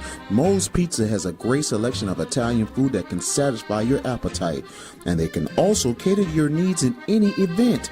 Give them a call at 504-341-9650 or log on to www.moespizzanola.com, located at 1112 Avenue H in West Wego, Louisiana. Moe's Pizza, Italians do it better. All right, folks, as we kick off tonight's football game, let's take a moment to talk about something just as important as a winning playbook, your financial future. Kaylin Parker, a financial advisor with Magnolia Wealth Strategies, is here to help you stay financially fit off the field. From retirement and estate planning to investment management and even insurance needs, Kaylin Parker is here to help you. Reach out to Kaylin at 504-613-2161 or at cparker@financialguide.com. Feeling drained from the constant noise in your daily life? Immerse yourself in pure audio bliss with drums. Experience a world of crystal clear sound, free from distractions. Discover the ultimate relaxation and escape into an oasis of serenity. Grab yours today. drumsworld.com.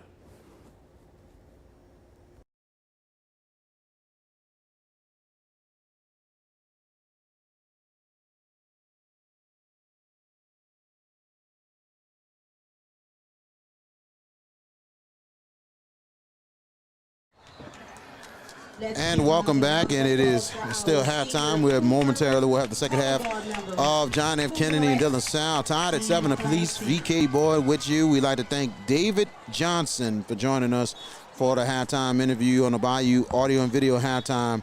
We definitely appreciate his Florida State battling today against North Carolina and came up short for the first time ever. Head coach Mack Brown of North Carolina gets the victory against Florida State.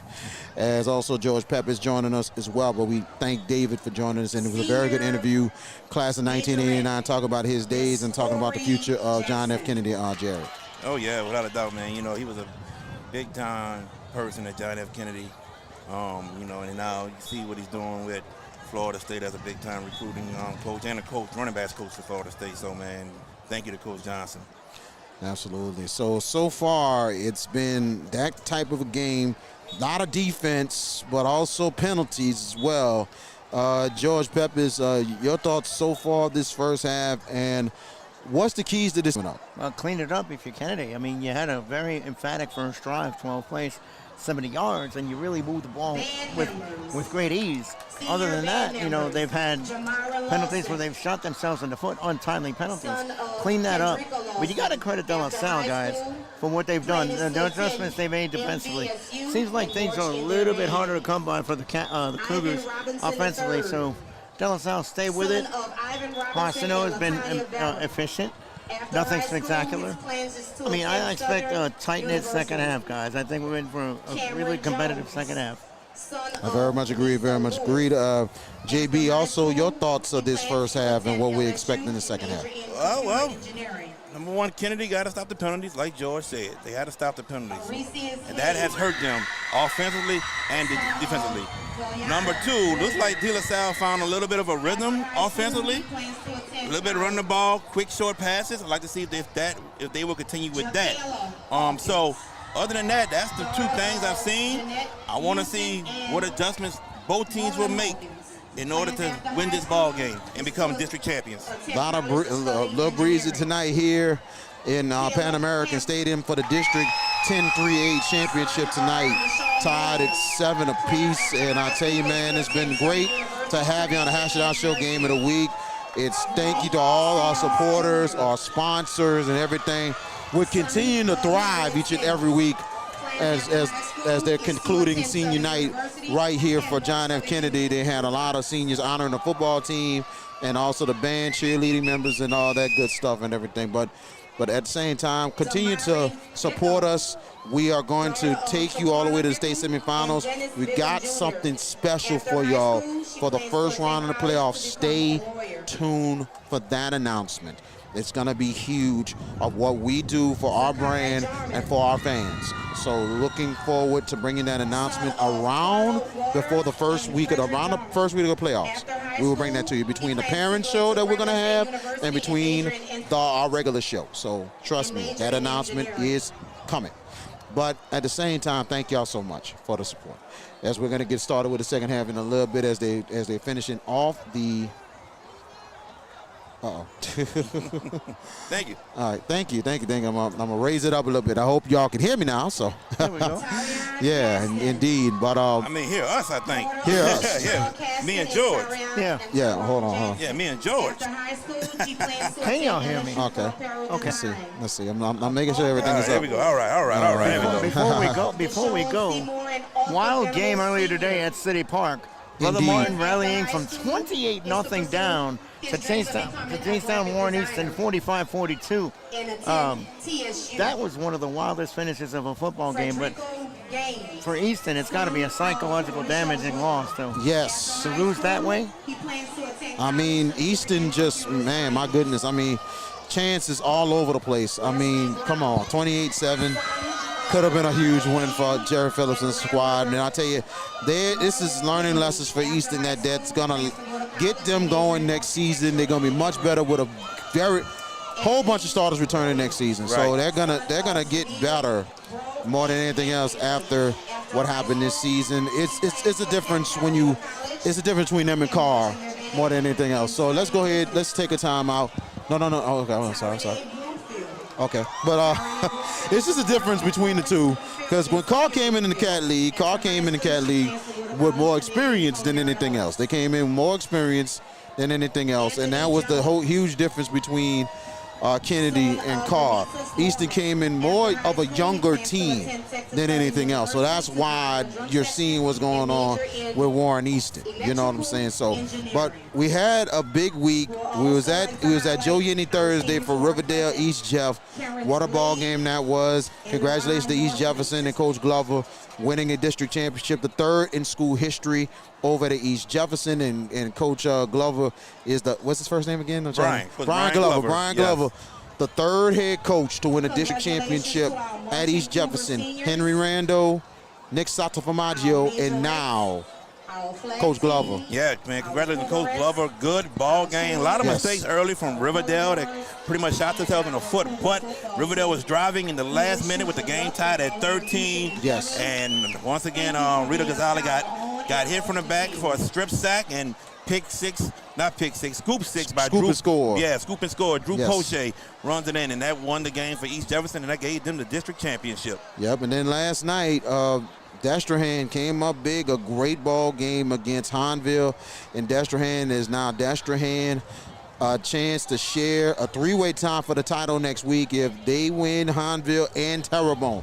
So that is amazing in itself. But how about Malachi Dabney last night? It was for him in the Battle of the River. Man, you talk about a coming up. You had to think, more than anything else, that, also the return of Jackson Fields. Yes. That is big, and he had a good game last night as well. Oh yeah, big time game, man. He's able to find Greg Wilford. He found Jabari Mack on two other touchdown passes. So man, big game for Jackson Fields, man, and that's the key to the ignition for that offense, having Jackson Fields back. Your thoughts on it? Is the rivalry, in your opinion, back? Not yet. Hornville gotta get 2 wins out of 3 sometime soon. Once they do that, then the rivalry's back. But right now, no, it's not back. But at the same time, but to have the crowd and the atmosphere of what it used to be, that is back right now. 2 winning teams, that is back. 2 teams that fought for district championships, that was back. So it's a step in the right direction. The crowds, yes, amazing what we had yesterday. Maybe one of the best prep football experience I had all year long. There you go. Amazing last night up the river in Destrehan. Yeah. So we're about to start the second half. De La Salle will receive to start the second half of play as Nahun Lalan will kick off for John F. Kennedy. 2 teams in position for the District 3A championship.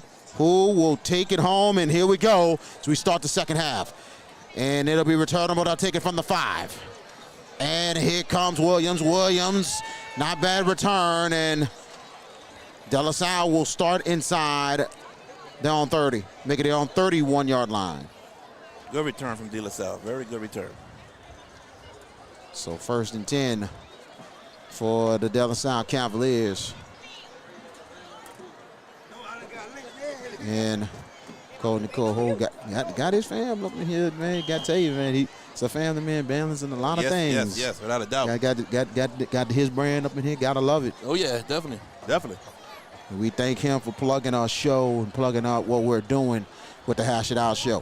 Definitely. And here we go, 1st and 10, shotgun formation. Williams look like is in the backfield. A handoff is Williams, and a nice run for Iman Williams, and they're inside the 36-yard line. Yeah, good run. Good start off to the half. 5-yard gain for Williams. Second down. And I tell you, De La Salle looks like they're gonna continue to script, but just trying to run at the defense. Oh yeah. Of Kennedy. Yeah, if they can do that, they'll be successful. 2nd and 5. Williams still in the backfield with Arsenault. Handoff Williams. Williams trying to get away. A good surge, and he's close to the 1st down. And it will be 1st and 10 for De La Salle as they're inside the 41. And is it me, or we're noticing that Williams is starting to find holes and be more assertive in the offensive line, is starting to assert themselves with their blocking, neutralizing Kennedy a little bit. You're seeing them stunts a little bit, but Williams is hitting the holes faster now. Very much agreed. And the offensive line is starting to get some, getting some blocks there, some way, somehow. Right. It's 1st and 10. They're inside. They're on 41-yard line. Man in motion. Handoff Williams. Williams, he's going to get stuffed. Yeah, he got stuffed. And see, there you go. 1-yard loss. Just thinks that, man. Just credited the O-line, and now the next play, they come Sergeant Kennedy, and they stop. Big stop for John F. Kennedy. Yep. Big stop there, and that was Nathan Thomas with the tackle. No gain on the play, and it will be 2nd down. 2nd and 10. Make it a 1-yard loss. That will be 2nd and 11. Inside, they're on 40. They got to get to the Kennedy 49 on 2nd and 11. Arsenault back to pass on the play action, throws a slant, is incomplete. And it was intended for Garen Lewis. Yeah, just a little bit off on that play that time. But Arsenault has been efficient tonight, guys. 5 for 7, 46 yards. That's his stat line unofficially. So efficiency has been good. They haven't tested Kennedy deep at all tonight. They've been underneath screens and all that. 5 for 7, 46. Yeah, you're right. 3rd and 11. 3rd and 11, and the Cavs got to get to the Kennedy 49 to continue to drive. 4 receivers for Arsenault.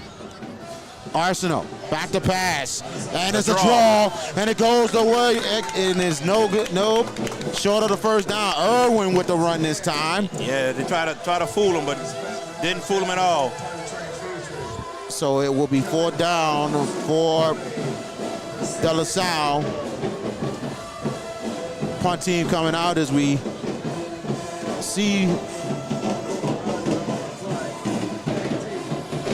see a couple of former players from Kennedy made the game tonight. Yeah.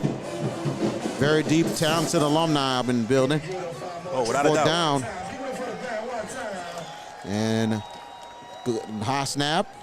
And the punt right into, ooh, a little bit of a shank there. And that is going to go to the sideline. Ain't no little bit of a shank. Ooh, that's a real shank there. Yeah. That's the second one tonight. Noah Rogers has put out. Noah Rogers. That's the second shank punt tonight. Good field Could position come for back John to F. get him. Kennedy. And we see B.B. Causey in the building. Definitely. The LSU Tiger, and also I was thinking, what's his name? The Reaper Deshaun Baptiste in the house too. Yes. Tulane Green Wave. That's right. In the building tonight. 9:05 and so far BB took a red shirt year, doing a great job so far in the classroom. Oh, without a doubt. He's getting himself prepared and ready for next season. He's looking forward to it. Oh, he surely is. And here's 1st and 10 as they're inside. They're on 40-yard line for Kennedy. And Amari Dansbury back to pass, throws it, caught. The catch, and it is Lyland with the 1st down. Hey, what boy, Lyland with a good jump up and catch, man. One turn, and he put on the afterburners. Yep. Very quick. So 1st and 10 for Kennedy. And now they're inside the De La Salle 49. Now the Cougars, they look to try to get a score here on their first possession of the second half. 4 receivers in the shotgun on 1st and 10. As Darrensburg getting the signal. Darrensburg with a snap. Darrensburg gets it to Evans. Evans has a block. Evans will take off. And a 1st and 10 for Kennedy. Evans put his foot in the field. One plan and go. That's all it was. I think you all know if you heard Cole. He said, good times we got on you. That's right. Copyright infringement, and they stole it from us. No, he knows we calling that, so he's like, why not? Why not do it? Why not run with it? That's you know right. what I'm saying? Gotta love it. Week 2 last year was the birthplace of that Kennedy Terrebonne. That's it. Yep. Now 1st and 10 is the inside the 36. 4 receivers, 3 to the right, 1 to the left. Darrensburg back to pass. Pressure's coming. He's setting the screen, but good defense by the De La Salle Cavaliers. Incomplete. Right, number 25, Drew Johnson, man. He read that screen out. He read it. He sniffed it. Sniffed the screen big time on that play, and it'll be 2nd and 10.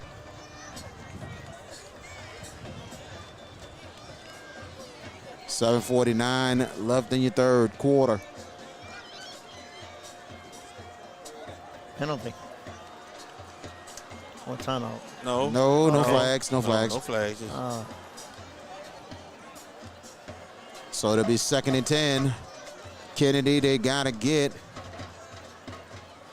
to make it to the 26 for a 1st down. And back to pass, Darrensburg. Darrensburg going to go deep. Middle. Incomplete. Intended. Flags are down. PI? Yeah, he made a little contact before he jumped up to play the ball. So, yeah. I think that's what they're going to get. Yeah. And in high school, it's 15, right? Yep, 15 yards in the first.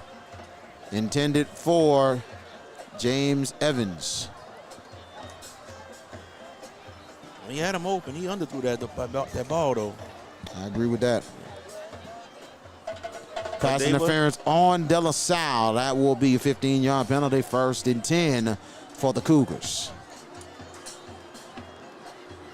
In the high school level, it's 15 yards in the first. Unless you're nearby the goal line, it'll be half the distance. And it's also a trip to the Billy Bravender red zone. Yes, indeed. Sir.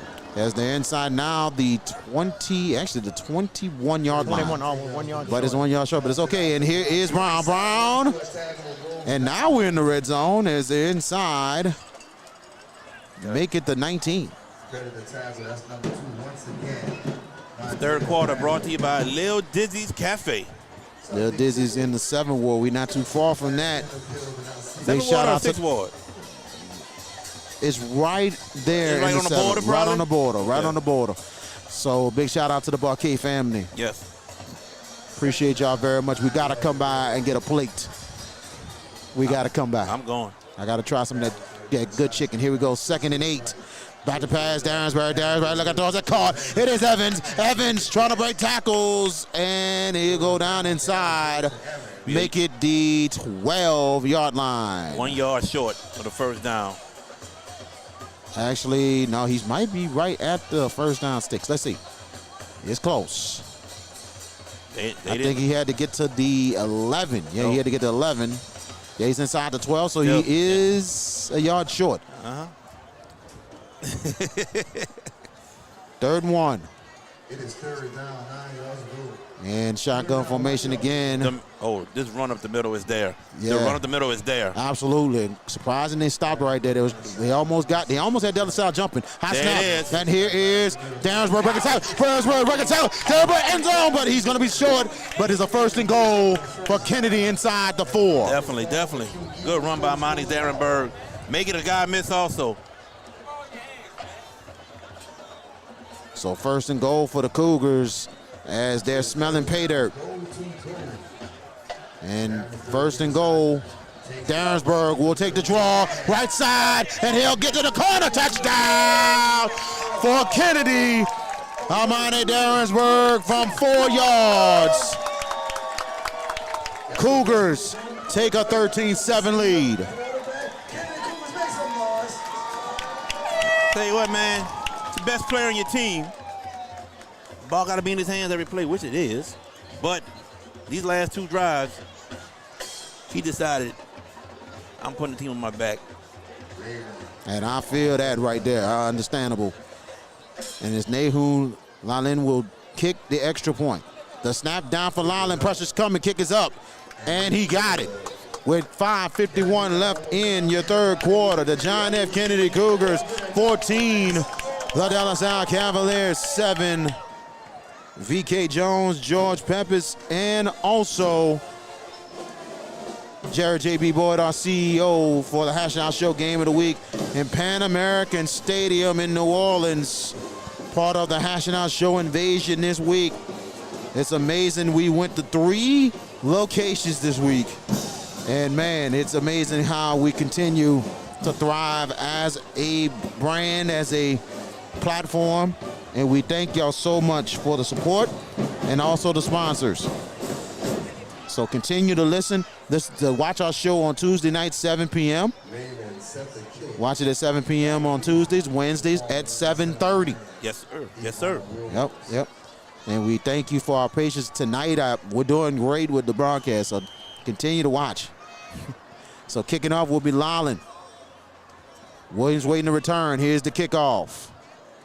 They'll take it from the 20. And not too bad of a return there for Jaden Pollard. Pollard with the return, and it will be 1st and 10 for the Cavaliers. All right, let's see if the Cavaliers can answer. Yeah, let's see. See if they can answer. This has been an unbelievable week in prep football. Like we mentioned, we thought week 10 would be the week to be popping, but actually week 9 was the one to be popping. A lot of big-time results last night. Yes. And some surprises, some wasn't. But here we go, 1st and 10 for De La Salle as they start inside their own 30. And Arsenal at quarterback. In the backfield is Robert Lewis. Band playing pretty loud for John F. Kennedy. And the handoff is Lewis. Lewis will go to the right side. He'll get positive yards. He's inside the 38-yard line. They're starting to have success running the ball. We saw it in the 2nd quarter. It's starting to find success. Go with your bread and butter right now. It's working for you. Very much agreed. 5:30 and counting in your 3rd quarter. So it'll be 2nd down and make it 3 yards inside the 38-yard line. They got to get to the 41. And handoff. Actually, it's a play action, and it's caught. Good catch. And it's a 1st and 10 for De La Salle as Noah Rogers with the catch. Play they ran earlier. Noah Rogers pretty much a 5-yard comeback route. Catch it, over the sticks or catches it. First down. 4:52 and counting in your third. 7-point lead for Kennedy. First and 10 is they're inside the 43-yard line.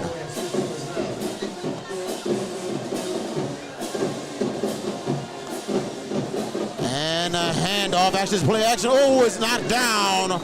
It was intended for Lewis. Good coverage by the Kennedy defense. Yeah, Keith Barris, good coverage. Way to break that play up. 2nd and 10 coming up.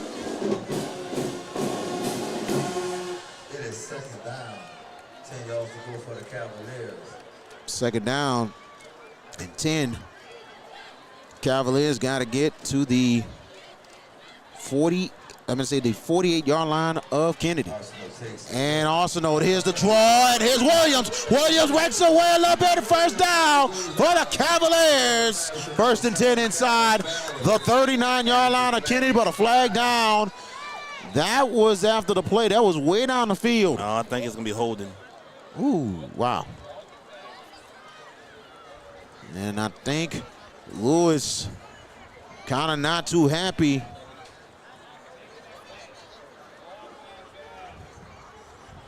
I seen him jump up and down at the official, and he was like, no, no, no. No. You're right, VK. Personal foul Kennedy. on Kennedy. Oh, man. That is going the other way. Wow.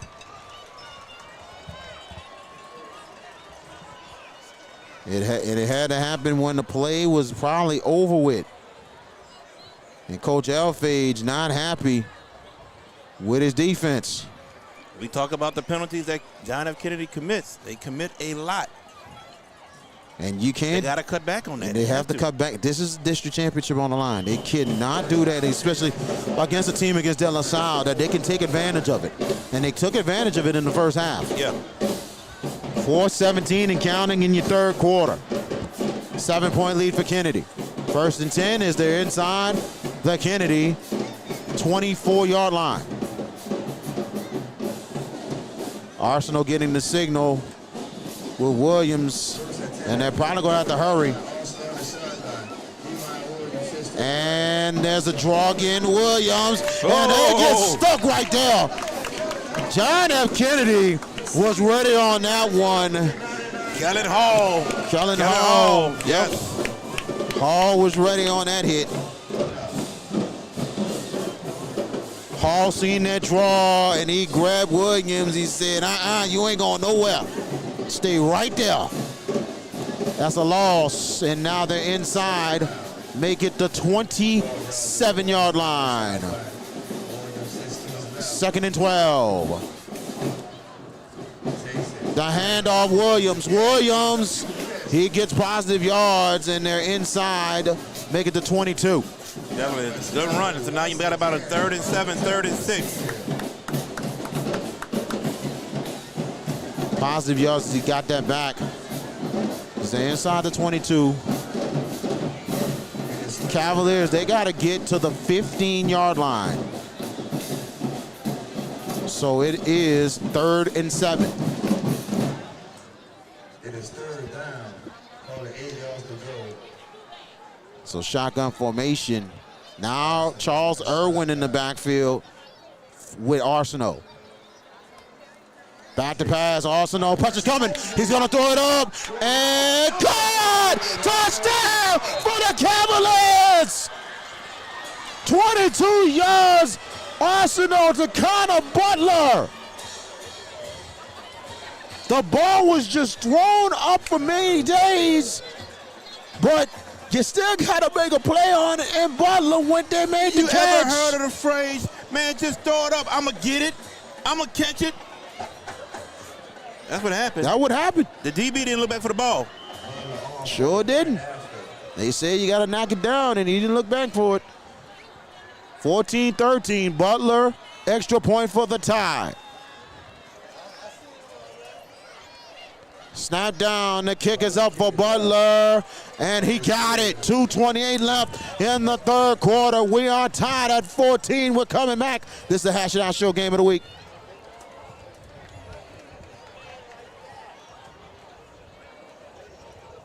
Hey guys, this is Keisha Baquet, the owner of Little Dizzy's Cafe. I am here with Big Gay Jones, who is a part of the Hash It Out Show. We're coming to let y'all know what they got going on, and Dizzy's is a proud sponsor of the show. We'd like to thank Ms. Keisha and Little Dizzy's Cafe for sponsoring us. This is one of the best restaurants in the city of New Orleans in the 6th Ward. Come over. If you're in the area, come and see us at 1500 Escalade Avenue in the heart of Tremont and experience some of the best Creole soul food you'll ever have in your life. Because the food is always hot and straight from the pot. And welcome back. Tied at 14 apiece. And Evan Arsenal to Connor Butler in the corner of the end zone. And I don't think the DB did not pay attention. If he pays attention, that ball's knocked down. No, without a doubt. Definitely. Wow. So Butler will kick it off. District championship on the line between De La Salle and Kennedy. And here's the kickoff. And it will go to the 32-yard line. And Chelsea gets the return. And Kennedy will start inside. They're on 41-yard line. So now Cougars is going to have to answer right here with the tie game, with the game tied here. We thank you so much for joining us here. Like, tag, share, subscribe to the Hash It Out Show on all social media platforms. And also like, tag, share, subscribe right here on JB the Sports Guy on YouTube, as you can catch the game of the week and also the Hash It Out Show on Tuesdays at 7 and Wednesdays at 7:30. And I think everything is still going smooth on the broadcast and stream. Jared, give me got some good news from my boy Jared. So, you know, thank y'all so much for your patience and support. So here we go. 1st and 10 as we start inside the 41-yard line of Kennedy. And here's Darrensburg. He gets it. And Evans trying to break tackles. Evans will get positive yards. And they're inside the Kennedy 44. 3-yard gain there. And Barbarian with the tackle right there. And I tell you, Evans was looking for a block, but I got a lot of the receiver kind of missed the block, whiffed on it, and could have been more, but he got 3. Yeah, 13 able to make the receiver actually miss that block where he broke on the ball. So I credit him for that. Yes. So it's 2nd and 7. Cougars got to get to the De La Salle 49 to continue to drive. We got 1:40 left in your third quarter.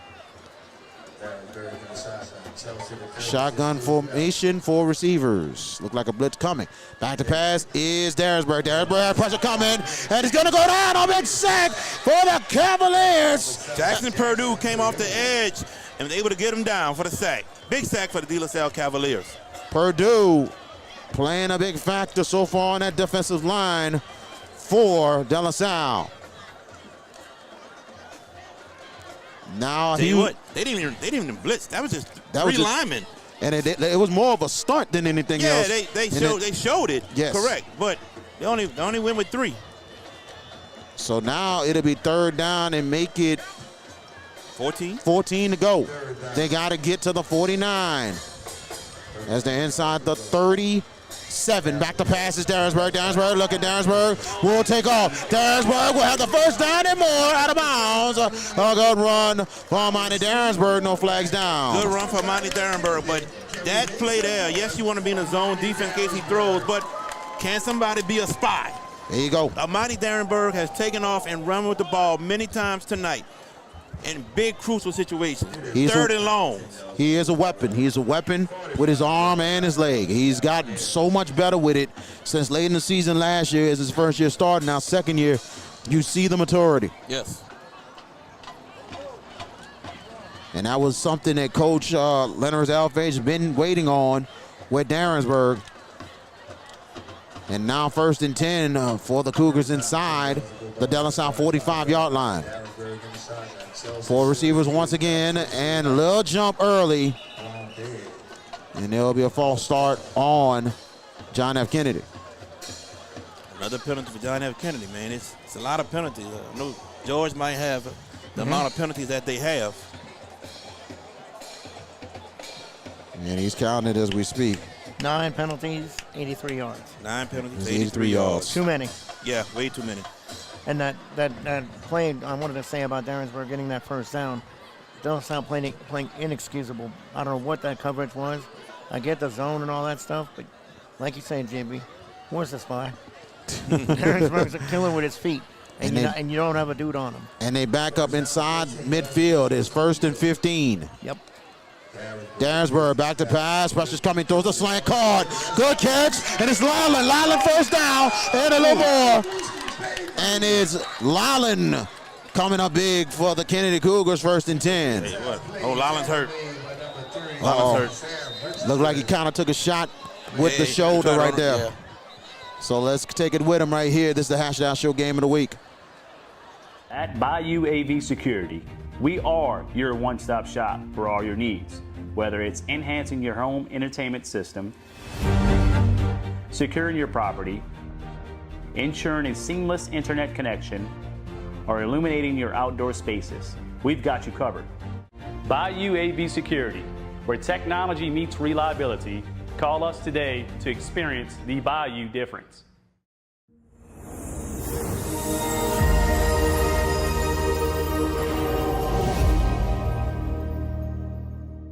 Coach David Johnson. And welcome back as Nehun Lylan comes off the field on his own power. He's like he's going to be okay. They're just going to monitor him on the sideline. And he's very needful that he can play receiver, but also he is the kicker for Kennedy. And you don't need him hurt. That's a problem. No, not at all. And Lylan is very consistent as a kicker. He can make it as much as 45 yards. Yes, he can. And a lot of schools looking at him, not just for his receiving skills, but as a kicker too. So that's amazing.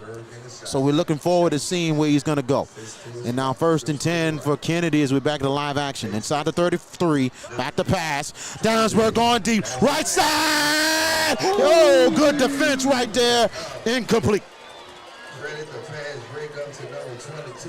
And credit number 22. Malachi Jackson. Yep, with the knockdown. Yes. Ball was up there, flooded, but good opportunity for Malachi to knock that ball down. Yeah. And then that's the end of the quarter. End of the 3rd quarter. Your score, we're tied at 14 apiece. But John F. Kennedy and De La Salle for the District 10 3A championship. We're coming right. JFK Martial Arts offers a wide variety of martial arts programs for kids, teens, and adults as they empower lives through martial arts. Please give them a call at 985-266-0664, and don't forget to ask about their 1-week free special.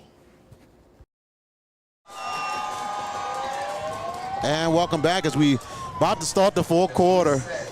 We've been used to things here. We're in week 9 already? Goodness gracious, man. We're tied at 14 apiece in an absolute, so far, thriller here at Pan American Stadium. And Halloween has been over 2 days ago. So this is a true thriller tonight. We've had some thrillers the last couple of nights. Every district championship game we've been to since Thursday, Friday, Saturday, they have all been very close, tough, competitive ball game. And each game came down to last possession. Yes. So this could be another one here. And that's what we said, guys, in coming to tonight. Can we have that on our broadcast? Well, it sure looks like we are, but is this the best of the 3 of the 3 championship games? Yes, it is. Yes, it is, because the Hash Down Show game of the week. It's the best of the 3. That's a good lead-in, Jared. That's why I set that up on purpose. Exactly. The big setup by George Peppers. Thank you very much. Yes, sir. Yes, sir. Here we go as we start the 4th quarter. 2nd and 10 inside the 33. Back to pass. Darrensburg setting up the screen. It is Jones. Jones, he's got some blocks. But Jones and credit De La Salle with a huge loss. How about that? 21, and it is Brendan Gidros. We got flags. And we flags got flags after the play. We got flags. Oh, boy. Flags fly. And Gidros with a huge loss. And I mean, He fought the blockers to get to the quarterback. That's perseverance in its finest form right there. But let's see what this flag is. Yes, see what the flag is. Because it had some activity after the play was over. Might be an unsportsmanlike again. We'll see, George. We'll see. Not speculating, but taking a wild guess since it's post-play. Let's see. Now, it could go either way. It could. And here we go. There's the call. Unsportsmanlike conduct, and that is on De La Salle. And actually, it's on both sides. So, offsetting. Offsetting. It'll be offsetting penalties, and it was after the play was over. Yep. Too much excitement, I think. Fourth quarter, tie game, district championship. And luckily, this was after the play was over there, so that's dead ball. Third down. It'll be third down. But Guidros credit that play. Now, I asked you, Jared, in the pregame, if De La Salle wins this, how much of a boost would it give those guys confidence-wise? Big time. To knock off a Kennedy team that's perceived by most prognosticators as they were coming in as the top team in this district, preseason, picks and all that. But if this Cavalier team that was kind of rebuilding a little bit, retooling, wins this ball game, man, how much confidence does Coach Jared have in his group going into a playoff setting? A whole lot of confidence. Holy cow. A whole lot. Absolutely, especially potentially getting a home playoff game. Mm-hmm. So here we go as we get back to live action here after the little mix-up there. And Kennedy now inside the De La Salle 44. Yep. And they got to get backed up to the 44. They got to get to the De La Salle 23-yard line. So it'll be 3rd and 21. Run your zone, but you need a quarterback spot because these long third downs, Amani Darrensburg has ran the ball and gotten first down. Yes, he has. 3rd and 21 for Kennedy. Shotgun and back to pass is Darrensburg. Pressure's coming, and here comes Darrensburg taking off. Darrensburg takes off, and he's going to be short of the first down. A saving tackle for De La Salle by Sam Richardson. They had a spy this time. He missed the tackle. That's the thing. He missed it. They're short. Now it sets up maybe Lyland, if he's not back yet. No, they're going for it. They're definitely go for it. They're inside the 29-yard line. They got to get to the 23 for a first down. So it is 4th and 6. Shotgun formation. I think the ball going to stay inside Darrensburg's hands. I think he's going to run it again. Darrensburg looking to the sideline for the signal. Changing up on the near side. Look. Chelsea in the backfield with Darrensburg on 4th and 6. High snap, Darrensburg looking, Darrensburg. Pressure's coming, and he's going to throw it up. Good catch, kicks to Jones. Jones on the line. Jones, 50-10 for touchdown. Touchdown of Kennedy. 29 yards on Myron Darrensburg. Kingston Jones. 20-14. What a play. Man, he took a shot, but he found Kingston Jones. Kingston Jones made one guy miss, and after that, no one's catching him. One of the fastest guys in the state in track. Fastest guys in the state in track. One of the fastest guys on the field. You seen it early in the season against Warren Easton, and you're seeing it again tonight. Lyland for the extra point, important. Half snap, and they're going to have to, and Evans is going to run it. Evans will try to break tackles. Evans will throw it. Enzo, hitting it, and it's Lyland gets your 2-point conversion. My goodness. 22-14. Wow. James Evans, the snap was high. Right. He had to pick it up. He broke a tackle on the right side. He throwed it up. Lyland was at the 1 and got in. Unfortunate death for De La Salle. Oh, wow. Oh, my. I know Coach Graham Jarrett is like, we should have had a sack. We didn't get it. He is like, what in the world just happened? What is going on? Wow. 22-14. A turnaround that quick for John F. Kennedy. 10:08 left in your ball game. That is a semi-back-breaking score right there for Kennedy. How they got it. You know, you You converted a third and what was it, 22? Yes. Almost. Actually, it was a fourth. Well, no, there was a fourth. It was a third, almost a third. It was third and 21. Then it was 4th and 6. And for them to get that first down, and for Jones to keep it going, got the touchdown. And see, that's the kind of play of De La Salle. Let's see how much resilience they have now. They've overcome a lot. Here's the kickoff. And they'll take it from the 9. And, good tackle right there for Kennedy. Special teams, 1st and 10. De La Salle will start inside the 22-yard line. Make it the 23 for the Cavs.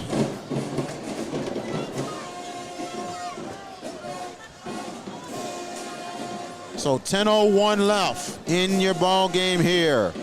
8-point lead. Now the Cavaliers is going to have to try to find a way to bounce back here. Still plenty of time. 1st and 10 for De La Salle. 2 receivers that are both. And back to pass Arsenal. Arsenal has some time. Arsenal looking. Arsenal will take off. He'll throw it middle. Incomplete. And that was intended for Lewis. The thing for the Cavaliers, guys, is they don't have to get away with what they've done. I mean, maybe a little more urgency, but stay with the plan that you've been able to make some plays. Very much agreed. Still plenty of time, you know? 8 points deficit, you're still in it. 9:53 to go. 2nd and 10 coming up. But the Cavaliers got to get to their own 33 to continue to drive. As the John F. Kennedy band playing away. And here is the handoff. It is Irwin. Irwin going to the left side. Irwin breaking tackles. Positive yards for Charles Irwin. It'll be 3rd down. And they're inside the 29.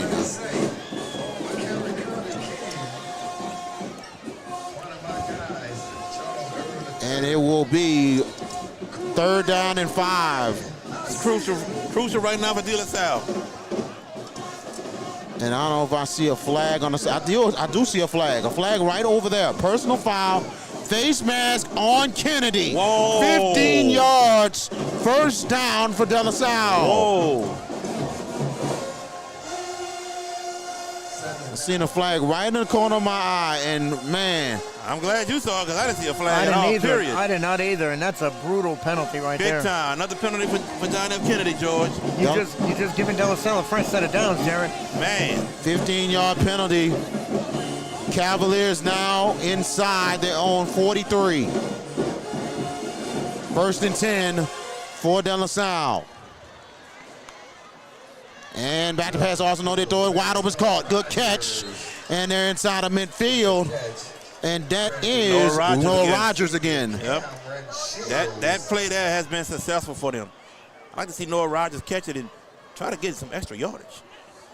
So it will be, they're inside the 49-yard line. So that will be 5 yards on that one. 2nd and 5. And they got to get to the, make it 2nd and 4. You're right. They got to get to the 47. And they hand out to Irwin. Irwin 1st down for the Cavaliers. And now they're inside the Kennedy 45. Irwin with the spin move. Looked like a delayed handoff before that. It did. Was a delay. Yep. But halfback delay. That's it. It worked because it froze Kennedy's front, and he was able to get what he needed. We're 8:55 left in your ball game here. 8-point lead for John F. Kennedy. I love it.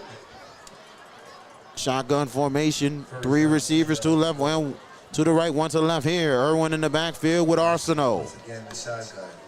Old movement up front. Yes, it is. And that is John F. Kennedy pointed out. Encroachment is gonna be the call. Another penalty for John F. Kennedy. Is that 11 now, George? Yes, it is. 11 penalties for the Cougars. 103 yards. And a lot of yards on penalties. 103, because he had 83 at 9, 15 and 5. There you go, 103. Too many. 8:39 and counting. But in week 9, that should not be happening. Agreed. Yeah. Now they're inside the 40-yard line of Kennedy, and the first. Now it should be 1st and 5. Yep, 1st and 5. Here we go. Now they're in a shotgun formation again. Irwin in the backfield, little movement up front. Oh, goodness gracious. What a hit, Calvin Sparrow for Kennedy. Big time loss there, but good play by Calvin Sparrow. And the Kennedy crowd wakes up on that play. They wake up on that. Sparrow is a load. He's looked like about 6'1", a good 215, 220. Very good linebacker, one of the best players on their defense. And here we go. And that was actually only a yard on that game. So 2nd and 9. No, he lost 4 yards. He lost 4. Actually, lost 4 yards. I'm sorry. 2nd and 9. My bad. That was 1st and 5. Good. As they're inside the Whistles went the way. Grossman again. And they gave it back to him plus 1 yard. 108 yards in penalties. 12 penalties, 108 yards. Goodness. Like 2 steps forward, 5 steps back. Yeah, right. Channeling a little Paula Abdul there, VK. Yeah. There we go. Like that. Straight up. Championship. Straight up, dude. That's what I'm talking about. You know what I'm saying? Yes. 2nd and 4. Now 4 receivers again. It's Irwin in the backfield with Arsenal. And now movement on the other side, and it might be the other side this time. It's on them. The receiver jumped the snap. Put the reverse lights on. Soul Train line. Put the reverse lights on. Soul Train line, ladies and gentlemen. Soul Train line. We're dancing front. Dancing the front, dancing the back. That's their 6th penalty, De La Salle, on the night. Man. This is a Soul Train line for real. Goodness. On a Hash It Out Show game of the week. Where else can you get that? 2nd and 9 again, and we're inside the 44. Kennedy showing blitz. Arsenal waiting on the snap. Oh, Arsenal back to pass. Now the draw. Oh. It is Irwin. Irwin taking over. On the play. And it is the John F. Kennedy Cougars with the recovery. Irwin fumbled the football as he had the first down. Goodness gracious. Wow, unbelievable. Unbelievable. Let's check if there were any flags after the play, because there is a flag there. This was after the play was over. Probably unsportsmanlike. They got flags. Yeah, you heard Cole. Cole said flags. Flags, like Bills. You know what I'm saying? Yeah. Goodness gracious. And let's get the call here. Unsportsmanlike conduct on John F. Kennedy. 1st and 10. Speaking of penalties, another one. Like a famous person say, another one. And another one. And another one. Yeah, he's actually from New Orleans. Isn't that crazy? Really? You didn't know that? No, I thought he was from Miami. DJ Khaled is from New Orleans. He lives in Miami. He is from New Orleans. Wow. Dude. Never knew that, dude. He's a DJ at Club Whispers back in the day. You gotta be kidding me. Wow. No, I'm telling you. That's unbelievable stuff when you find out more. He is from New Orleans. You just don't know unexpectedly where people come from. I'm gonna give you a factoid in a minute after this play. 1st and 10 as Kennedy will start inside their 13-yard line. The handoff, and it's Brown. Brown on the right side. Brown will keep going. Brown on the surge. Let's see. It goes inside. Make it the 21. Ladies and gentlemen, can I please call your attention to our senior offensive line? Okay, let's see. Let me ask this. Where does Rick Ross come from? Originally. Which one? Where's Rick Ross? The gangster or the rapper? What are we talking about? The rapper Rick Ross. Oh, I don't know. I would say Miami, but I don't know. Tell you 1 second where he's originally from. Right. You'll trip out. Shotgun formation on 2nd and 2. The handoff. And it's Brown. Brown shakes, bakes, and gets the first down. As they're inside the 25-yard line. The rapper Rick Ross is actually originally from Clarksdale, Mississippi. Ah, all right. Clarksdale, Mississippi, where I was at a couple years working at Kahoma Community College. So, and he actually put some money down, opened some stores, including a Wingstop. Of course, Wingstop. Yep. And some of the famous words of Rick Ross. Yep. What we doing? I can eat some wings. We ain't got wings, we got thighs. First and 10, and I think we had a penalty on that play. That looked like it probably was on De La Salle. They moving up a little more. Yeah, definitely a penalty. Yard. We missed it. Yeah, like a personal foul, 15 yards, and now they're inside the Kennedy 40. We got 6 minutes and 5 seconds. Clock starting to burn. Running. It's not De La Salle's friend at this moment. Not at all. De La Salle still has all 3 timeouts left. So does Kennedy. Yep. 5:51 and counting in your ball game. An 8-point lead for the Cougars. Brown in the backfield with Darrensburg. Darrensburg waiting on the snap. Man in motion.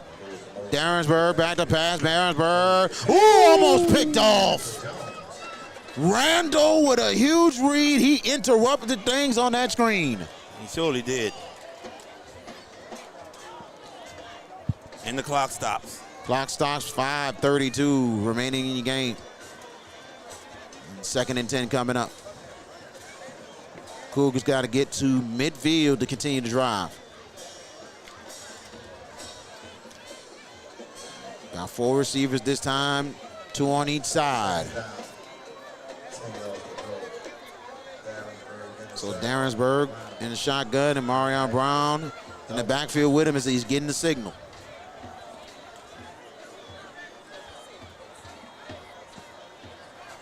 As he waits on the snap, Darrensburg, Jones will try to break tackles, but a good tackle there for De La Salle. Very good defensive play from De La Salle, very good. And number 8 with that tackle, and we got a flag. Pollard. And Coach Elfage is pointing towards De La Salle. Actually, he's pointing to De La Salle, but also he's pointing to his teammates too. Yeah. Let them know, hey, what we doing? Yeah, it might be. No. Hold on, let's see. The ref is ready to walk. He is ready to walk too. There's been a lot of activities between both teams, especially in the second half.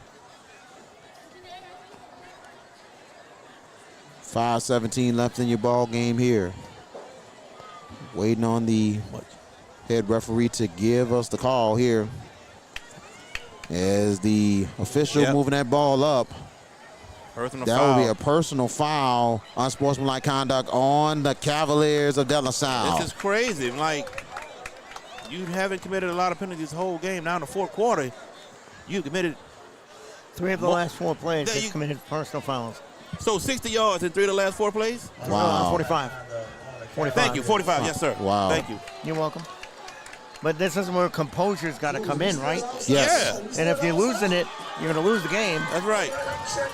Kennedy can really put the throatlets on this thing right now. Very much agreed. Kennedy, 1st and 10 inside the De La Salle 43-yard line. I feel like if they score again, though.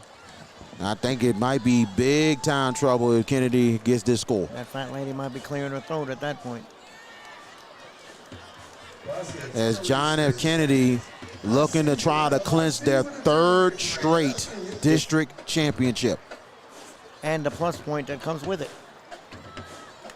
for winning the title. The referees are still talking here. Yeah, I don't know what we got going on. I'm looking at this. I think that they're actually talking. I think the head referee is actually talking with Graham Jarrett. Graham Jarrett's trying to getting an explanation. He ain't happy right now. Not at all. Not when you're down 8 and then you get hit with a 15-yard penalty. Yep, you're right about that. Next week, we are at Tad Gormley Stadium for our regular season finale of the Hash It Out Show Game of the Week.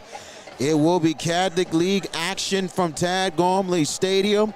The John Curtis Patriots, the St. Augustine Purple Knights. We will bring it to you pregame 6:30, 7 o'clock to kick off. If subject to change, we will let you know. We will bring it to you Thursday night right here on the JB the Sports Guy YouTube channel. It's our version of the short turnaround, right? That's right, a huge short turnaround, Saturday to Thursday. I am good with that, but we talked about it earlier while we're still waiting for the discussions. Aug is playing for a bye. Curtis is playing for a home game. Lots on the line. And that makes for fun football. Fun football indeed. And I tell you, if St. Augustine wins, maybe a bye. Not just they could get a bye, Curtis wins, they will have a home game in the first round. Oh, for sure. Let me stop y'all right quick, as our good friend, Mr. Courtney Hogan, just gave us a big shout out over the PA announce system. Appreciate Letting him. everybody in the stadium know about the Hash It Out show. And we appreciate everybody joining us and supporting us. De La Salle fans, Kennedy fans, they come by all the time. All the other fan bases coming by all the time, man. We got a lot of love from everywhere, man. That's right, you man. know. Yeah, we're New Orleans bound, but at the same time, we go all over the state. We get love everywhere. We love it. We absolutely love it. The officials is trying to get some things together. Now he's giving the explanation now to Elfage. He has to. It's been a while. He has to. But, man, I tell you one thing. Next week is going to be interesting with Week 10 with these matchups. Playoff implications in that game. Another huge game that Thursday night is going to be Archbishop Rummel in the car for the Catholic League District Championship. Sorry, Derek, we have to talk about that. No, we don't. We don't have to. No, we don't.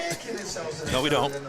We're being professional now. And here's Chelsea. Actually, it will be Darrensburg. We'll keep it on 1st and 10, and it'll be 3 yards.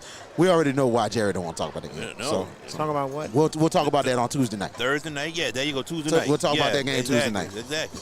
Are we talking top 5? Yeah, we're gonna talk about that too. We'll talk about it too. Because guess what? There's gonna be some upheaval in our top 5s this week. At least me. 2 of my teams went down this week. Yeah, I think it's gonna be an interesting top 5 for everybody next week. I think so. Everybody's gonna have an interesting top 5. Not at the top though. That's gonna stay status quo. Exactly. Well, that's gonna change after this upcoming next week with Neville and Alexandria have to play each other. Yeah, indeed. 2nd and 9. Back to pass. Darrensburg. Kingston Jones with the catch. Jones trying to break tackles. Jones keeps it going. It'll be a first down. Almost did, VK. For Kennedy. Jones, the speedster, continuing to shine in the second half. We got a flag. Flag down. We got illegal formation. That was a late one, too. And we're in Georgia, Kingston Jones. We're in Georgia, baby. Cole saying we enjoy your Kingston Jones, but I don't think Cole know about the flag. I don't think so. Oh, and then Elfage is emphatic about it. And I don't really blame him because that flag came late. That was extremely late. That was a late flag. If you're going to call that illegal formation, call it on time. It's almost like when somebody driving to the basket and all of a sudden you thought a foul was called, 3 seconds later the whistle blown. Like, wait a minute, man. You got to call it on time. You can't be calling it all delayed. I got a funny question for you, Jared. How many ejections will VK suffer in basketball this year as a coach? 0. You won't get ejected. There you go. My Yeah, man. you won't get My ejected. man, he believe in me. That's what I'm talking about. I believe in you, too. I just like... He might get a tech or two, but he's not going to get ejected. I might maybe get a tech. I'm going to pray I don't get no tech. Sometimes I will get emotional, but I have to stay poised for my kids. There you go. I have to stay poised because I got to get them in positions to win. I tell my kids, I got to take care of the cause. But for the record, we wish you the best of luck with that. Thank you. And here comes Chelsea. Chelsea has blocks in front. Chelsea with a nice run. Flags is down. Flags everywhere. Flags are everywhere. Down the field. And I wouldn't be surprised. They might say an eligible man downfield. It wasn't a pass. No, it wasn't a pass at all. It was not, so there was no ineligible. Can't be. Can't be at all. You're right about that. Not on a run. 3:47 to go, though. We had a questionable one before then. Let's see this one. This is interesting. This happened right when it was the play was still going. Right when the tackle Right when the tackle happened. So the play still kind of went. So let's see. They're discussing it, but yeah. I'm not going to even begin to speculate with this group. They pointing towards Kennedy. Let's see. And Elfage is just emphatic right now. He's just a little tick. Elfage trying to get in a position. Elfage want to say something like he don't want to say something. He's trying to maintain his cool about it, but he's not happy. He's not happy at all. Another costly penalty on Kennedy. Holding on to Kennedy. And that'll be declined. Putting a personal foul, hands to the face on Kennedy. Wow. Now the crazy thing is, they call a hands to the face on Kennedy, but I did see a Kennedy Cougar's helmet come off, and we got another flag. Another flag. And it had to be on Elfage. It was right there. It's not on Elfage, on the assistant coach. They call him the sideline warning. Sideline, you're right. Sideline warning there. I can't hear y'all. I can't hear y'all. Uh-oh. They're like the Bluebirds are coming out here. It is a sideline warning for Kennedy. So they've got to get a hold of themselves right now, Kennedy. I mean, they're in the lead. They're in control of the situation. Close this game out and eliminate all this. This is not necessary, obviously. No, not at all. Not at all with some of these penalties. I can see this one, I understand, but the play before then, that came late. That flag came late. Extremely I don't know late. why that had to be called. Don't understand it at all, but we're going to move on. Yeah, we do. We're going to move on from that. Because we've seen a lot these last couple of days, and we're not going to dwell on that. No. It's just a fact, man. Jared gave it out on the. Nah, tell you later. I know you're going to tell me later. Yo, yeah, because what I just saw made no sense, but okay. Inside joke, right? Yeah. It wasn't a joke. It was just, I'm like, just looking at it like it made no sense. Why did you do that? But anyway, let's get back to the game. Exactly. It's taking a little bit. We've seen some explanations, both sides earlier. Now, a couple of penalties. Kennedy was on the move. Now they're all the way back to their own 44-yard line. Second down. And second down and make it. The clock's still running, though. 20 yards to go. 21 yards to go, really. They got to get to the Take your time. 33-yard line of De La Salle. If you're Kennedy, though, take your time with the plays. 3:24 left. Yeah, you're right. It is. The clock is running. Darrensburg, back to pass. Darrensburg, pressure. He gets away. He's going to take off. Darrensburg, he's going to get to the mark of first down and more for Amani Darrensburg. What a run. Every third and long, second and long, he's taking off, put the team on his back. He was like, you know what? Let me solve this problem. Quickly. Let me say this. Every time I've watched Amani Darrensburg, from last year against Terrebonne, this year against Easton, and tonight, I come away more impressed every time I watch him. He looks so composed, and he just is very authoritative. He's like, all right, you know what? Let me take this bad boy and take this pill and get this first down, get what I need to get from my team. First and 10. That is a leader. Absolutely. First and 10 inside the De La Salle 28-yard line. Did he step out? Yeah, he did step out of bounds. So 3:10 left. Kennedy looking to try to put it away. And a good defensive play. Fumble the play. Oh, my And they're going to goodness. say he's down. Oh, my. And there's no replay because that looked like he got out. That thing looked like it got out. The official said, holy cow. Down by contact or down by progress. Oh. And, man.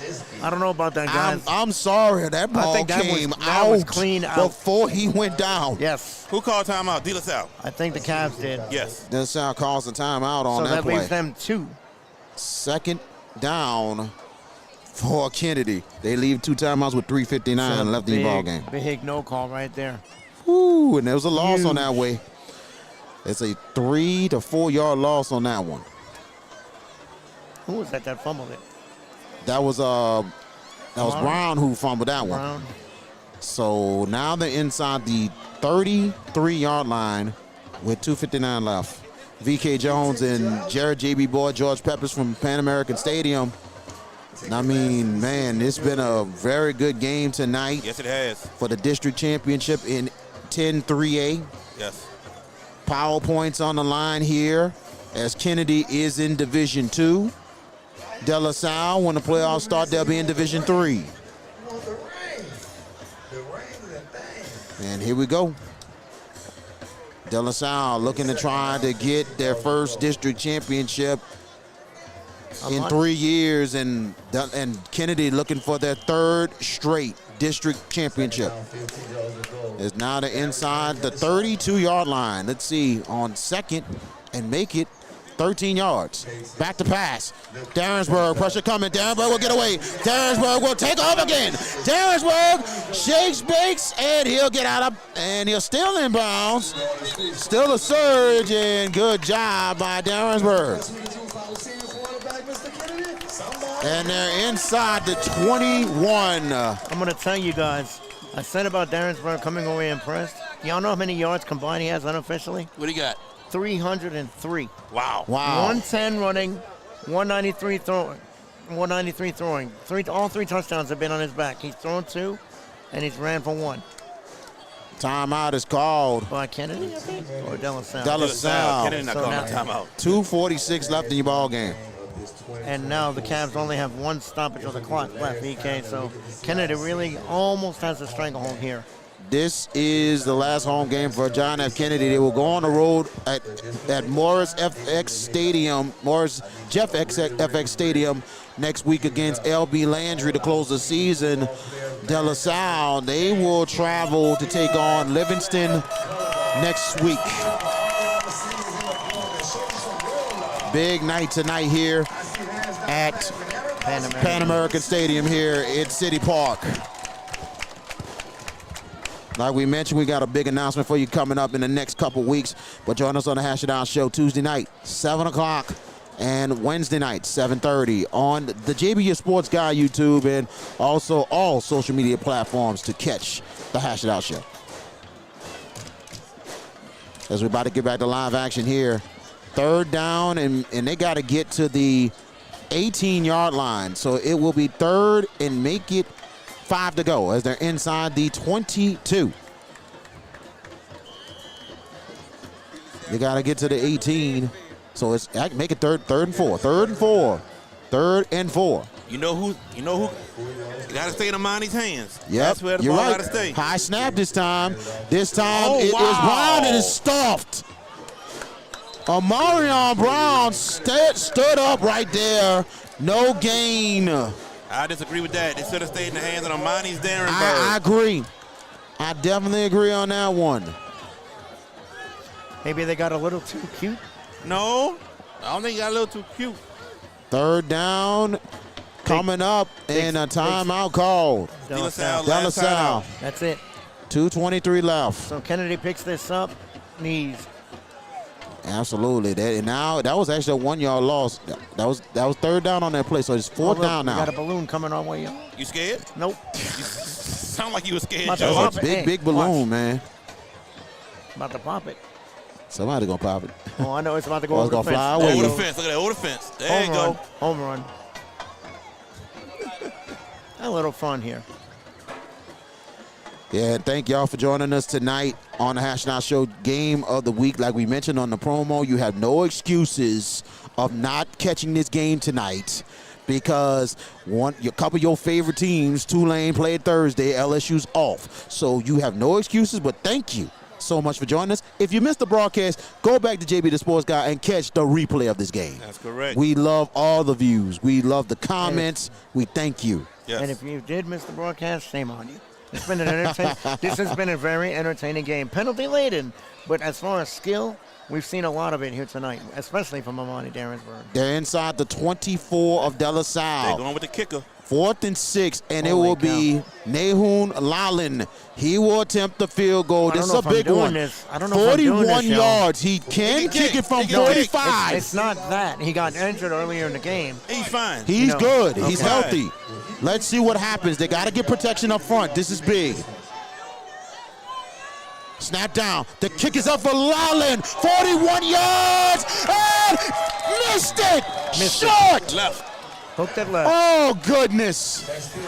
He had the distance. He did. But he missed it to the left. Oh, man. Yeah, old man is right. Man, he had the distance. Just went left for a little bit. Good snap up front. And Lalin got into it. Just enough protection. And it almost went through, but went to the left. So now 2:17 left. De La Salle has one more shot. And I tell you, this is thrilling, ladies and gentlemen. Here we go. Thursday night, it came down to one possession. Friday night, it came down to one possession. Now tonight, the game of the week comes down to one possession for the District 10 3A championship. Let's get it going. 1st and 10 inside the 20-yard line for De La Salle. And they don't have a timeout. And Arsenal back to pass. Throws it deep.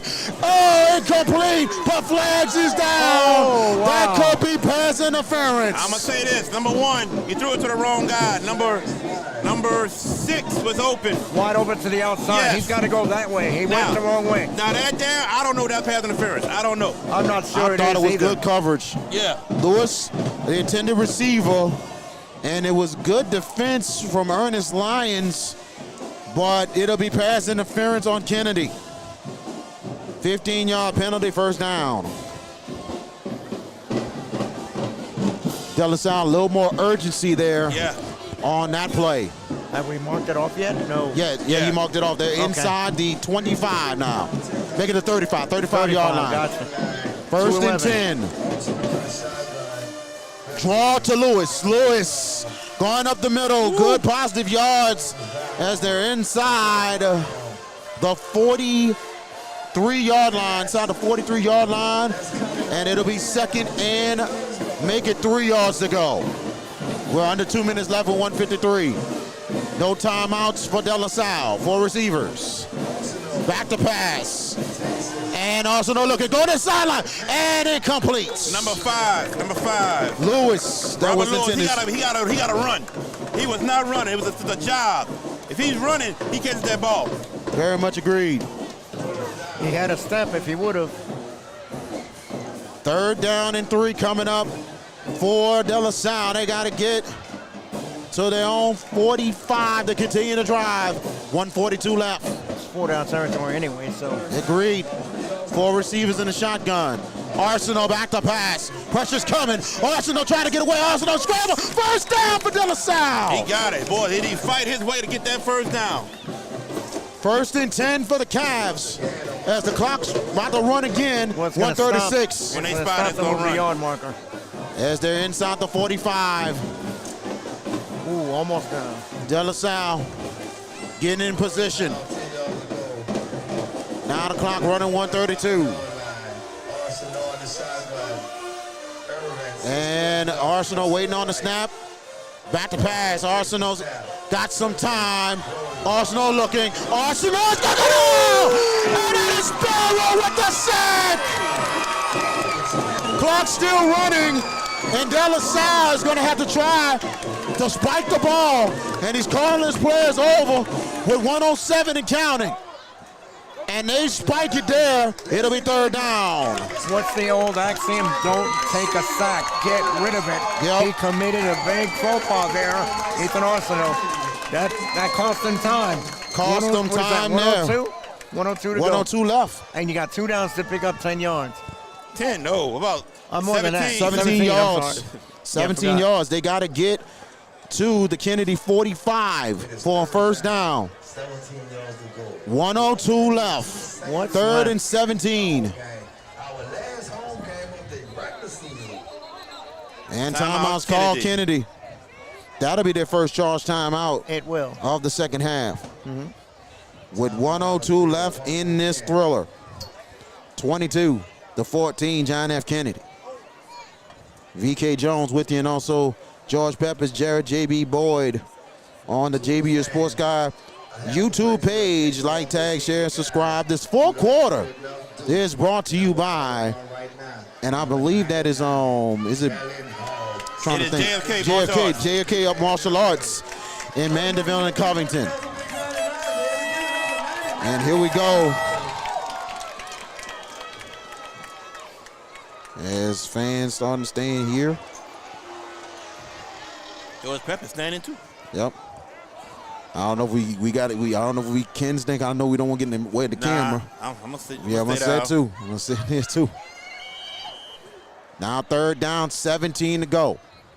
3rd down, 17. Arsenal back to pass. Arsenal will throw it up middle. Intercepted! Picked off! And here come the Cougars with a lane. And they're gonna keep going. Cougars! And it could be a pick 6. And it's touchdown! No, he's down at the 1. Close. Flags down. That's gonna come back. The interception will stand. It will stand. Ernest Lyons putting it away for the Cougars. Couple of flags there. down there, and the Cougars defense comes up big. Yes. When they needed it, they got it. That's right. That's what the Cougars have done, and that play right there encapsulates what this Cougar defense is about. Very they needed much a big agreed. stop. Remember the Easton game earlier when Easton was making a big move? What happened? Kennedy's defense rose up and made some plays and squashed that game to them. Very much agreed, and they do have an injured player on the field. Yes, we do. For De La Salle. Yep.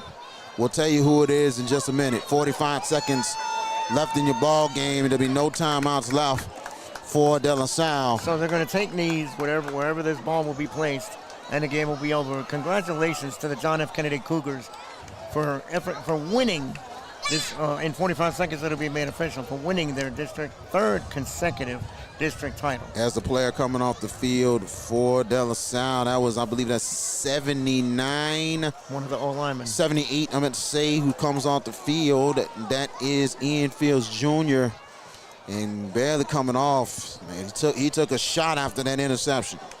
Now the officials on the field as they gather, as they're trying to get the calls with the flags. Actually, there's 2 flags on the field. So might be offsetting if they both if there's 2 flags. Could be. Here we go, and it's a crackback block on Kennedy.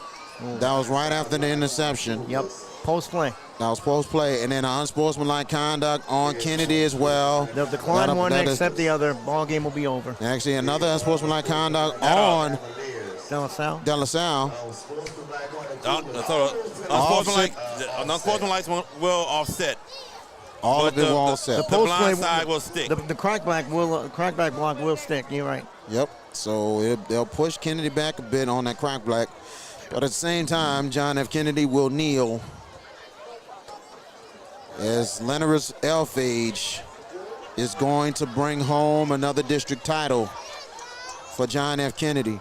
And this is the most in school history. This is the biggest, to me, in my opinion, the biggest run in the school history of John F. Kennedy. Well, the first district championship was just won when he won his first one. Yes. Not the first one in school history. First one in school history, Exactly. plus the first ever playoff win in school history as well. All he's done is just create and make history.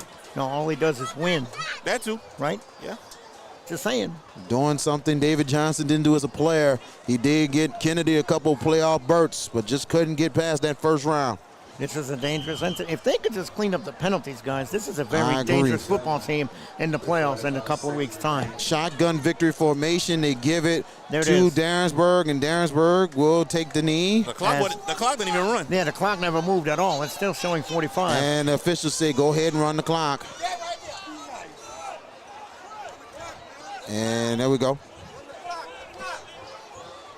And that is going to be the last play of the ball game. That is going to be it for the 3rd straight year.